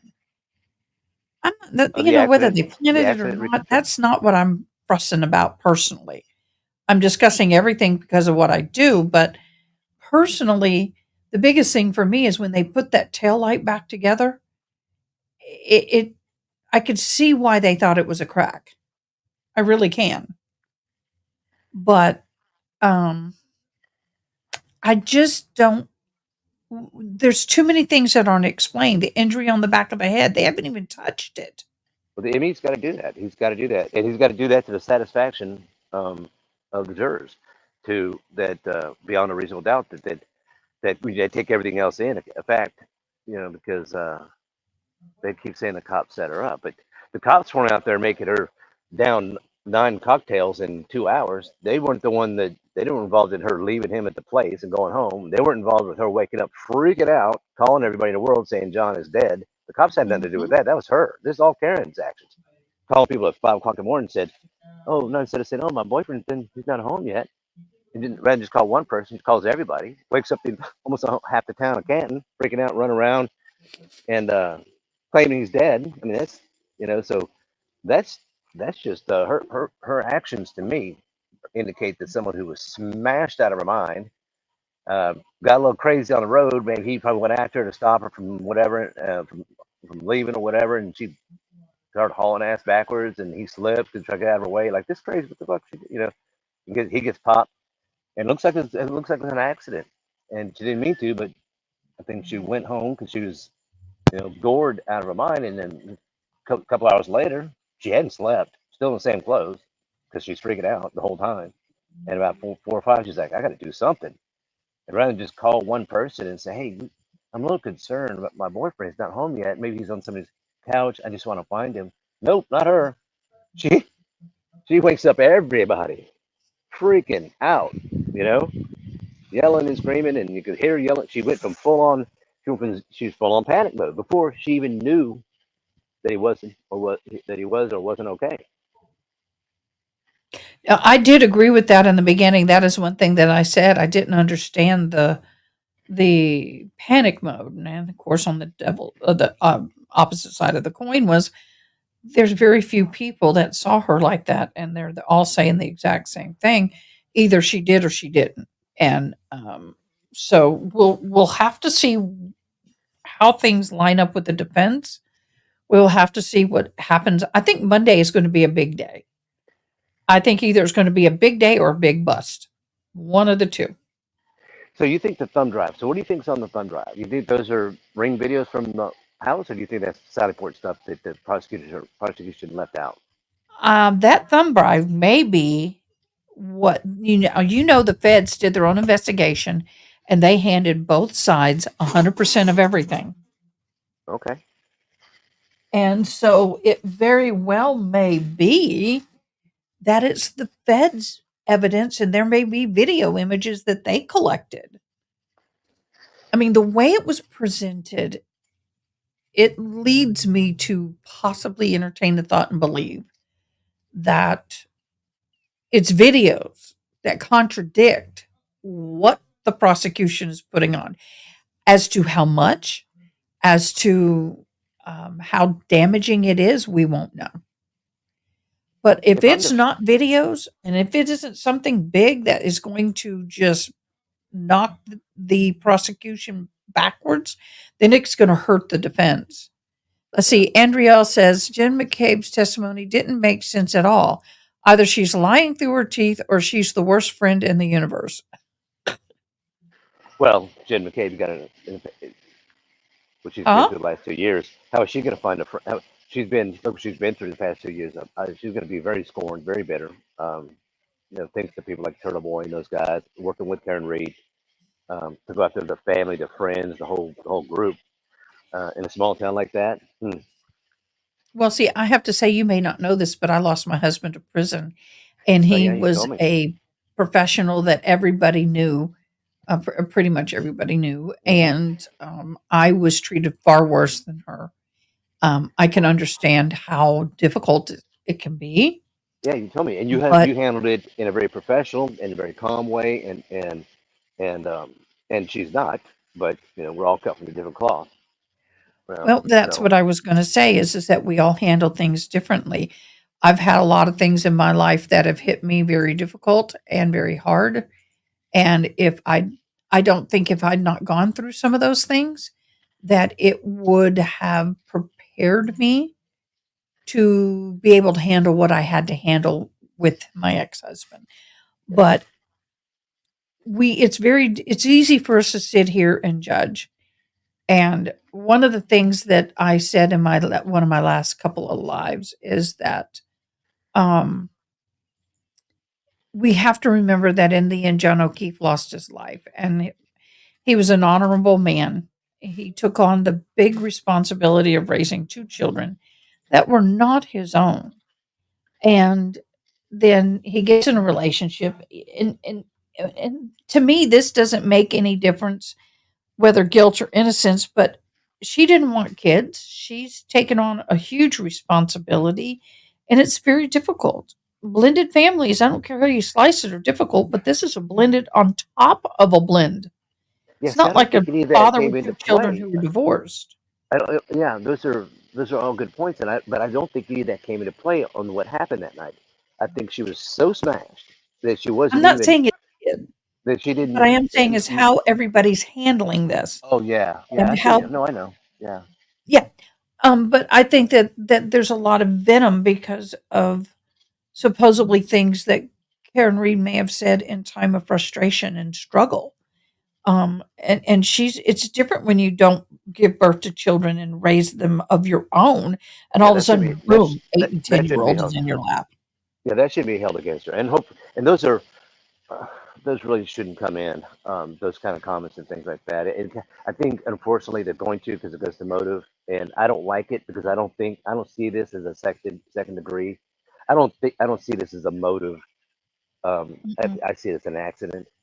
Um, Well, you I know, think that if the prosecution would have done this in an angle of an accident, and I just don't think that they're presenting this in a way that is pointing the finger to her. It's like they're defending the defense instead of putting on their prosecution. but they're operating off the egregiousness of if she actually did hit him, then the thing to do would be to call for help for EMS and Mm. to leave someone to die, whether you're in a you know a .2 whatever it was BAC, uh, is not. They don't look at it as that as an excuse. But anyway, hey, look, back to the Fed thing. It seems to me like if the Feds saw something on the video that was exculpatory, and let's put it this way, and also like not right, like what is this guy doing? Not just sloppy work, but if they saw the prosecution doing something illegal, they would have stopped this thing. If they saw them taking pieces, putting them in the pocket or whatever, taking pieces, and not if they saw there's video evidence of them doing not just sloppy police work, but trying to frame somebody, the feds would have said, "Look, we're putting an end to this thing. You're not going. So as far as the I think Monday, if they actually had a video where you can actually see him doing that, I agree. I'm not saying they have a video where you can actually see him putting pieces in his pocket. I don't believe you're going to see that. But I think that the feds are allowing this to play out because you never know what's going to come out in trial that can help them. I've well, been around the feds with my ex-husband's case and other cases that I've had to help people walk through either as deaf people or as a chaplain. And the feds will let other people do their work, dirty work, if they can, in my humble opinion. no, I got you. It just you have it just seems to me like they would if they saw something that was incredibly inculpatory that the prosecution um, Right. is either not letting in or failing to give over or trying to hide or cover up or whatever, doing something a little sneaky crap. The prosecution should not be sneaky. That's not for the defense. They're the dirty ones. They do the dirty stuff and they try all this crazy stuff to see what sticks. Prosecution should never, ever do that because they're just the defense has their job. The job of the defense is to get their client off and present the most vigorous um, arguments and case Defense. that they can to make sure that that an innocent person doesn't go to jail. The prosecution is only interested in one thing, and that's truth. And whatever that lands, whatever that is, good, bad, or ugly, they have to present it. So we don't know. We'll But see. are they though? This feels icky in some areas. look at it's because what's happening. Look, they just today. I mean, you see what they're doing about the shoe, and it's growing. It's going around the internet like crazy. Oh my God, the shoe is a dark-soled shoe, and the one in the courtroom was white, and they're just going berserk. You know? Yeah, I don't put up with that. Yeah, but that's what's happening. So it's icky because it's getting icky because it's. And I think your show is kind of why I come on here and nowhere else. One thing is because you're not um, militant in your view one way or the other. I see you presenting both sides. Actually, you're making arguments for both sides. But when you see something, and but there's not much of that out there on the internet. It's crazy, especially in Canton right now. You know, Oh, I the wouldn't man. want to be within 1,000 miles of that place. But, you know, and I tell people, I'm picking apart what I can see in the prosecution. When the defense gets on there, and if I can see something to pick apart, I'm going to pick it apart too. Well, yeah, that's the Um, job. That's the job of the defense. That's their job. but it is going to be so much easier, I think, for the defense because of the screw ups of the prosecution than it should have been. Yeah, they're. I think Yeah. by not clarifying information or leaving questions for our closing arguments, I think it's too late. I watched a case a long, long time ago. I can't even remember the Well, name of it, but I watched the case. The ME, and the Reconstructionist. You know, that's those are going to be key next. Those will be the next key things come along.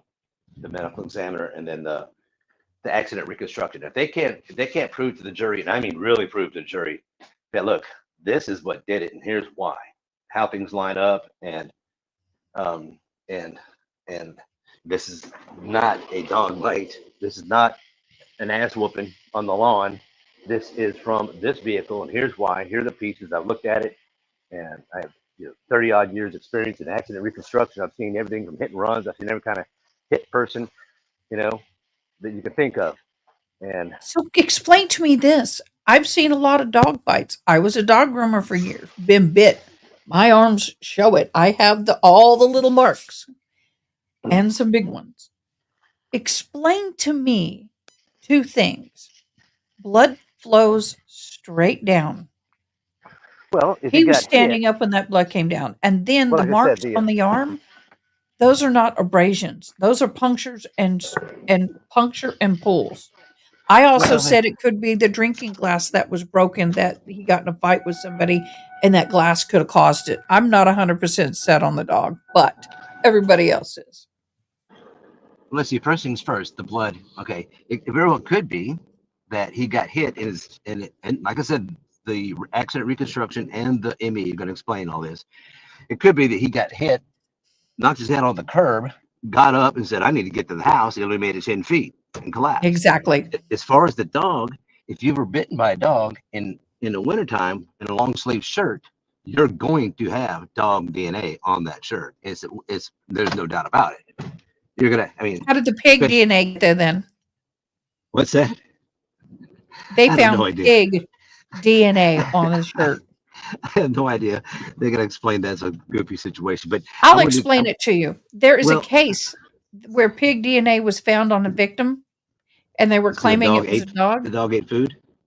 The dogs have a lot of the 90% of your chews, like the pig ears or the raw hides, are pig. And pig DNA in the mouth is going to be stronger if that dog was chewing that within a certain period of time prior. And they won the case. But he still has But saliva. I mean, it doesn't. He still got the dog's like, I mean, I don't I've just. been, it's gonna have some But then dog again, you DNA. saw how they collected the evidence, collected the samples, right? Yeah, but that's the blood on the ground in the snow. This is off the shirt, on the sleeve, which is the right No, no, no. sleeve. It's She right. got two Q-tips, put them Uh-huh. together, and scrubbed around every single puncture instead of using a Q-tip on each puncture, because then you potentially could have separated out. Well, I would still expect some dog DNA. Some, Well, I yeah, mean, I was surprised there yeah. wasn't any. I mean, it just would. I Okay, don't so think what it's. And about also, I do think it's those are abrasions, not punctured. And a dog bite, you would see also because dogs they have teeth on top and bottom. Not them just going around using the top of their teeth, and unless this dog had dentures on the bottom, But it's like, he just run around just gnawing on people with his top teeth, so it's kind of weird. Usually they clamp down, you'll see distinct top uppers and lowers. Um, but I'm not an Well, expert, Pat Dill. I will say I was bit by a Great Dane, and I had no bottom punctures, but I had upper punctures. Part of that was because I had a sweatshirt on and then my grooming shirt on, and so the top actually punctured skin, but the bottom did not. Yeah, well, these new photos look more like abrasions than Uh-huh. than punctures. Looks like scrapes, but we'll You know, another thing. we may These never know. photos he's taken. I don't know who these photos are the worst photos I've ever seen. They're worse than the Kennedy, Zapruder I film. I mean, where they get these cameras at, and these even the still cameras. That I'm like, that's not a good picture, Jesus. I was absolutely appalled. And these are supposedly experts. Yeah, I was appalled that you have pictures of the shirt and they were so overexposed and massively underexposed, I know. and nothing is It's consistent. You set two lights up, you angle them perfectly the exact same distance from the item. right. Yeah, it's not, Exactly. especially in a controlled environment. I'm like, Yes. Jesus, that's God. Yeah, they got to work on their. Maybe they don't. I don't know And what the why crime in rate the is in hell would you Canton. have evidence bags with different evidence sitting within a foot of the piece of article that you're testing and photographing? You wouldn't. And why would you throw all three pieces of clothing in one bag and Yeah, I then guess. separate it later? Yeah, I didn't see they did that. That's not good. I mean, like I Oh, said, I don't know if they. I don't know what the crime rate is in Canton, but apparently this is like their first this is the big first case. murder in 18 years. Oh, it is. Oh, really? Hmm. Well, that explains something. But still, you think, But they were I mean, supposed to, but the state police should have handled this, the state troopers, well, they did, because, didn't they? well, they declined at first because he was still alive. But then after he Yeah, died, they finally came in. But it was after, see, the PD did not wait to do anything. They should have cordoned off the area and left one cop there outside the house. What did they do? Everybody left. And then the state troopers show up 6, 8 hours later, or some weird hours later, and nobody had guarded the scene. yeah. That's. I don't like it. If you I left mean, one but person it is a there, small town, and they're strapped for resources. And I mean, I'm not going to make excuses for them because it's not that. It is a big deal of what happened. They had an officer go down, and they were trying to figure out what this is, you know, a homicide, or if this is, something, um, like a just what happened here. They got to figure out. So they could have took one person, like you said, just for that day, and sat in there. Um, if they had yeah, one person sitting there that whole time and they found all this, I we call it glasses, plastic tail light, yeah. then there would be no question. I don't know if it's a We had blizzard. They're like, somebody man, guarding it. I don't know if they're like, man, it's cold and windy out here. I don't want to, man. We don't. I They don't know could have what they sat were in their thinking. car Could have sat in the as car, yeah. long as they had someone sitting on car with eyes on scene, tape off the entire yard, and Yeah, have the because people leave the house from the garage and not across the yard. And had one person there, then they would have a chain of evidence. But when you release the scene and leave it and then redo it, you have a disconnect. well, they've done that before in a lot of cases. This is a deal where they got to wait for the snow to melt. But I still don't like it. I don't have a problem with them not finding stuff where John was, and then finding stuff out by the curb because it dawned on them, that maybe it's in the snowbank because the plow guy came by, maybe, but not, you know, days later and things like that. It's, you know, I guess, they did. 18 days later, they're finding glass. That's not, yeah, that's not good. And the Instead of snow 18 had been days. melted by then. And the chief of Canton PD said he drove by just to see what he could see. And Well, he that's all. If saw a it's red piece of glass in the yard as he's driving by. Yeah, I think it What are you got doing? out. Drive-by evidence collecting now? He's got good eyesight. Yeah. Yeah, I want to know, do you wear glasses? What's your eyesight? Mhm. I don't know. If you've got Maybe eyesight it like was a that, you better go into just maybe it's competition. a sunny day and it hit the light hit the reflector of the little lens just right, the taillight piece just right, and you saw it light up.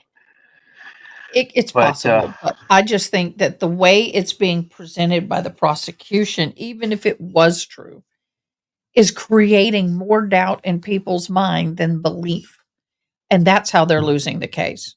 Whether she did it or not, I feel is no longer the question. I think it's more about your presentation is killing you. yeah, well, and it happens. It happens if they botch the investigation and they botch the the evidence collection and then this guy Lally, he's outmanned. He's and not just in just sheer number, but also just talent.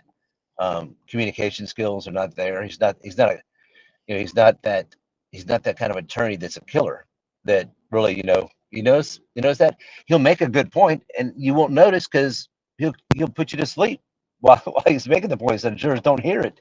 I'm like, so it's um it's I'm like, definitely dude, you need a pit bull on this, not the yeah. Velveteen Hammer. You remember that Martinez guy that went after that gal over in California that they were in the Mormons. She killed her boyfriend. She Yep. stabbed her boyfriend in the shower. Um, she's in jail. Uh, that guy. They were in the Mormons and they were in California, whatever. And she was cheating on him, or he was cheating on her, whatever. She stabbed him. Went up to his house, stabbed him in the shower. That guy was a bulldog. That guy, I think his name was Martinez. But Lally has none of that. None of it. You know, Yeah. like sign of Well, no faith, you no were a faithy. sweetheart for coming on. I am Okay. getting ready to get into the Hanna Gutierrez-Read. Then I'm going to get into the courthouse Becky. And then we're going to probably right now just quickly talk about the Karen Swift, David Swift murder trial. Okay. Well, Well, that's great. he Well, was. well, thanks for having me up and let you get on with your show. Sorry, didn't mean to delay you too much. Oh, no, you're good. I enjoy having you. You're welcome anytime. Okay. Anytime. We'll talk later. Thanks. Thanks, everybody. Uh-huh. Peace. Bye bye. Okay, guys, we're going to move on. As much as I would talk all night about this, I got to move on. We covered just in between down days with the Hannah Gutierrez, I mean, the Karen Reed trial, the Karen Swift murder trial, where David Swift was murdered, accused of murdering his wife, Karen Swift. We got too many Karens. And they had a young, I mean, a hung, they had a hung jury on all counts. He had 5 counts, and the first 4 counts he was found not guilty. The lesser count of voluntary manslaughter, they had a hung jury. The interesting thing for me was how fast the prosecution said we want Bond pretty much to stay the same. Basically, they're going to go after him. As soon as I know when a hearing is going to happen on that, we will be live on that again. Honestly, I saw no evidence to convict this man in any way, shape, or form. I was very shocked that I thought the jury was either going to be hung on everything or nothing. He was going to be either all guilty. I mean, I didn't think he was going to be all guilty. I thought he was going to be either 100% innocent or hung on across the board. So it somewhat caught me. Let's talk about Hannah Reed real quick. We have a motion for use immediately for the Hannah, a motion for immunity for Hannah Gutierrez filed on June 3rd of 2024.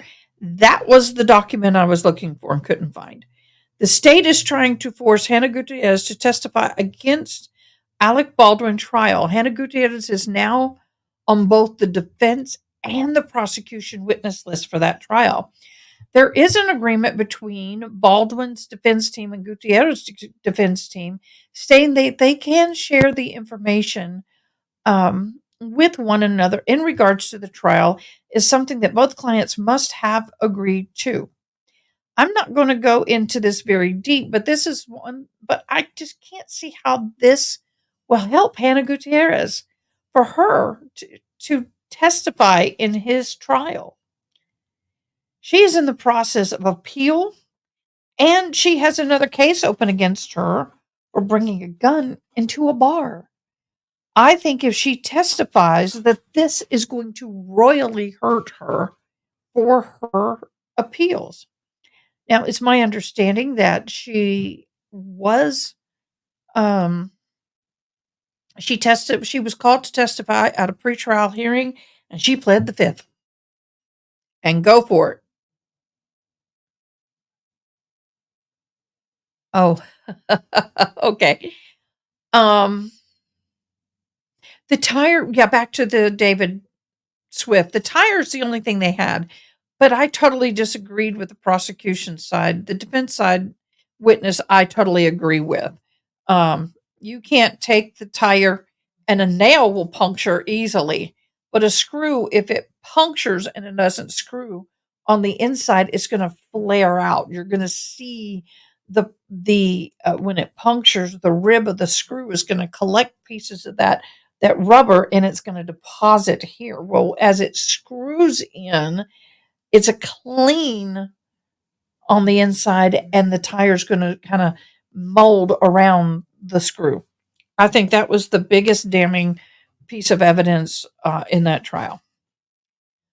So let's talk about our lovely courthouse Becky Hill. So he could get less time, and she was hired for a job she wasn't fully qualified for. That's the yep. But the thing is that here's the thing, and I know a lot of people are going to disagree with me, but a lot of people agree with me. There's a situation, and I forget the legal term. I should have wrote it down. That if you put something in motion and something else comes in and deflects that motion and the person is hurt, those people can be held responsible. I forgot what that's called. I'm brain cramping. I believe that Alec Baldwin, there's a lot of things he should have, would have, could have done. But I can understand that actors are handed an item like a gun, and I'm not going to be monetized on this one for sure. But like a gun, and they're told it's a cold gun. That means there's no bullets, there's no dummies, there's no dummies, and what's the other round? Blanks. Thank you. There's no dummies, there's no blanks, there's nothing in the chambers. And it's in his belt. They put it on him. It's cold. Go. If it was me, I'm a gun owner. I go to gun. I practice shooting. I would never touch a gun if it's handed to me loaded. Other than if it's handed to me loaded, I'm immediately emptying it. I pull out the magazine and I take the cartridge from the chamber and I clear it and call it empty.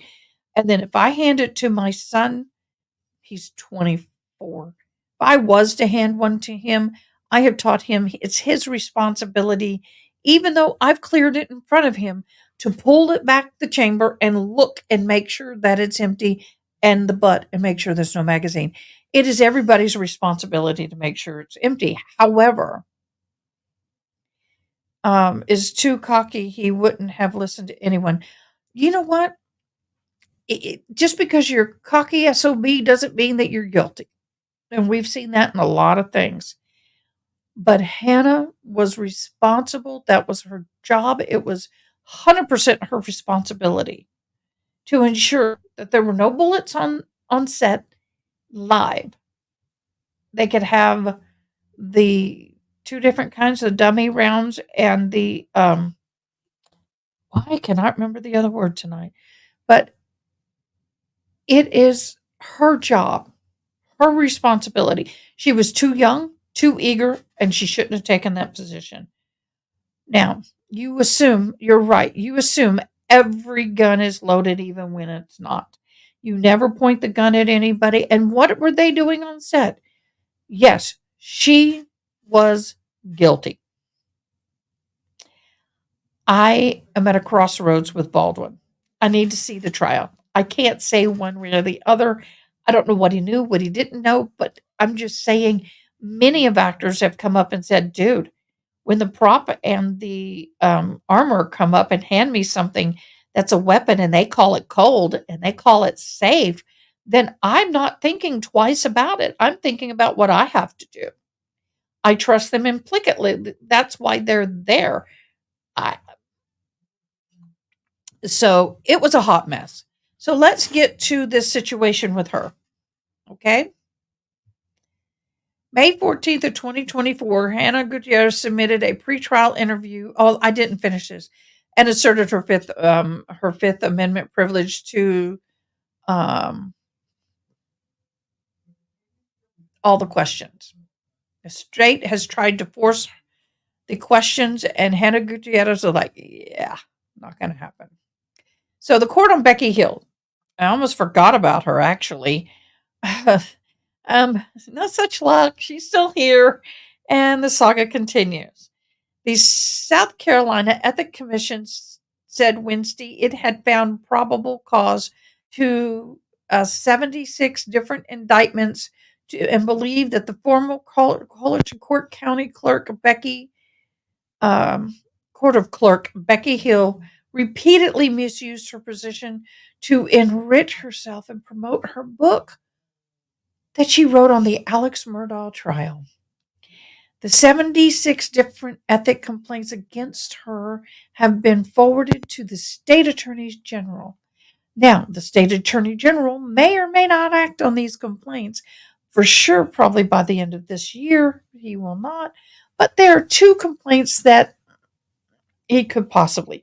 One, the author Simmons complaint count. One, the user disclosed the confidential information for financial gain. Becky Hill provided an individual with whom she was associated with confidential information in the form of a photograph of an inmate in the Colleton County Courthouse jail holding cell to promote the sale of a book. Murdaugh was in the cell with his book on his naked chest, waiting for the verdict. Second, the use of official position for the financial gain. Becky Hill, former clerk of court, filmed a promotional segment with the Walter Borough Chamber of Commerce president for her book. And where did she do this? In the offices at the Colleton County Courthouse.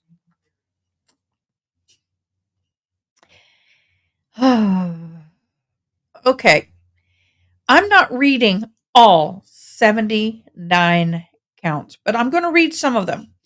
Basically, most of the counts have to do with, for example, the use of official position financial gain for Becky Hill, former clerk of the Court. I'm not saying anymore. Directed a bonus to herself in the amount of $2,000 on 9 of 2021 from the IVD Child Support Fund. She freaking took money out of the child support funds to pay herself $2,000 as a bonus. She also directed the bonus to herself in the amount of $380 on March of 22 from the same child support fund. She also directed a bonus check to herself in the amount of $2,500 in March of 23 from the same child support fund. That is basically $5,000 from that fund. But it didn't stop there. Then again, $2,500 from October of 23 from the same child support fund. Then she did it multiple times. And then she also wrote checks in the sums of $600.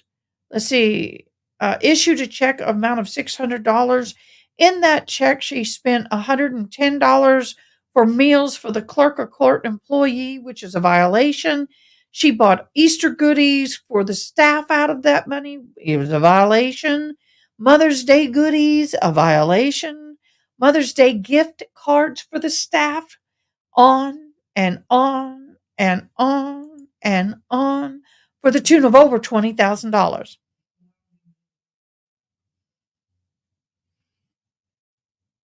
No, Judge Newman would not have known about it.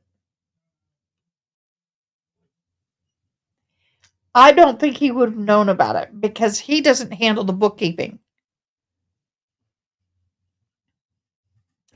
To me, this was an asinine. Now, Hill resigned her post in March, received a nationally public publicity for being the clerk of court at the convicted killer and former lawyer Murdahl's 6-week trial in the winter of 23, if you don't know who she is.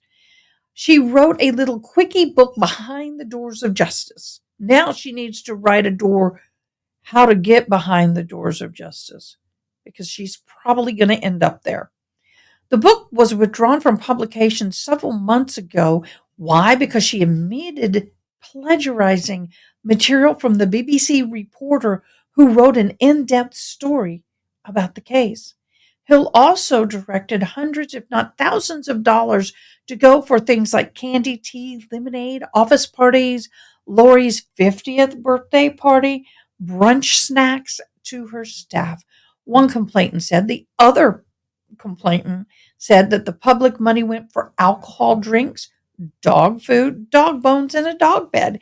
She also bought 2 picnic tables for a total of $600, the complainant said. The allegations made against Hills were made in a formal complaint released by the South Carolina Ethics Commission pursuant to the Freedom of Information Act, the state media code. Wow.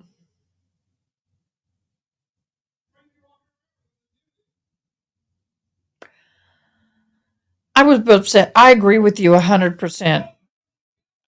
It was very difficult for me to watch a lot of this, but I just had to do it. So, y'all, we have had a crazy week. I know that next week is going to even get crazier. I am prepared. I am prepared. So, okay, my mods, how do you think tonight went? Should I do this again? Is there anything y'all would like to discuss?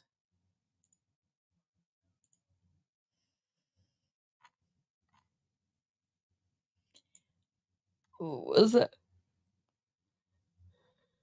Excuse me. Excuse me. Oh, so tomorrow is Saturday. We will not be live for this tomorrow. Now, if I can get my secondary camera set up, I might go live playing with it. But what I'm going to do is I want to use it so I can get a vertical shot of me beading and do videos on how to bead and tutorials. This is one of many projects I've got to get done in the next few months. So I will be beading feverishly while we are watching court. Monday, we will be live for trial. Now, um, I am going to be snacked up and ready to go because it is going to be an interesting. She needs to show items and receipt for her purchases. She probably just wrote expenses to cover her beep after she was found out. Yep, recap was good. Thank you. The thing is that I do not disagree with a lot of what Mr. Navin says.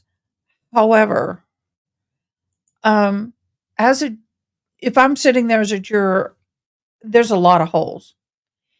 And I would love for them to bring someone like him on to fill them. Because if she did do it, she needs to go to jail. But she's not going to get there if the prosecution doesn't get their crap together. They should be taking this weekend to really get their case together, because right now they're doing this.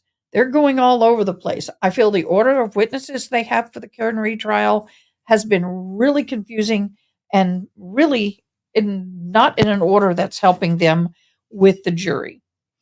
I also think that this trial is going too long. That is a risk you have. And I think for me, the biggest thing about this going on as long as it has is, oh my gosh, y'all, evidence and important facts that were stated at the beginning part of the trial is easily going to be forgotten. I know they're taking notes, but do you know what? I literally have two binders this thick full of notes. Well, one this thick and one that, so combined they're 2 inches full of notes. Aw, thank you, CG Tex. It will be up for sale. But the thing is there's just so much being presented in such a non-organized fashion that I think it's going to shoot them in the foot. I think the prosecution has done a fabulous job of defending. Now, we have not seen the prosecution on the opposite side of the fence doing the cross examinations and stuff. So that's going to be an interesting switch. The judge did state that she believes and hopes that the trial will be done by the end of June. Do I think she believes what she said? Absolutely not. I think that this is going to be. Oh, what was the trial we just finished that went on? Oh, the George Kelly trial. But I'll tell you what. What if ever, and Lolly's tone is going to put me to sleep. It's so hard to stay focused. And then the fact that they have to yell to speak over the air conditioning. And if they don't talk loud enough, the judge turns off the air conditioning. And then you have jurors overheating and they have to take a break. I mean, it's ridiculous. So, for the sake of the jurors, I hope we only have another 2 weeks. To be gone for 8 to 10 weeks from a job in your life and not being able to talk is very brutal and difficult for them. So they get a big kudos. All right, guys, we've technically been on for 2 hours and almost 20 minutes. I'm going to bid us a very, very gracious farewell. I appreciate you joining me. I hope that the information I gave you is helpful. Please join us. We are live every day that the Karen Read trial is on. I believe they're going to be off this week, Tuesday. Does anybody know? I wish they would post a schedule and stick to it. But I know they're definitely there Monday. Sorry, I think they're off Tuesday and then they're there Wednesday, Thursday, or they're there Monday, Tuesday, Wednesday, Thursday, off Friday. I think that's what it is. Well, the defense might just need a week because the state presented great witnesses and reasonable doubt for the defense. Yet they're getting a lot of their stuff done in the middle of cross, which is good. That's a good lawyer. Take the prosecution and take the prosecution witness and turn it into your own. That is a good lawyer. Okay, mods, you are fabulous. Appreciate you. Love you. Everybody from X, Twitch, YouTube, and Facebook. Thank you so much for joining me. We will definitely be seeing you Monday, possibly a little bit tomorrow. Okay, guys? Y'all have a great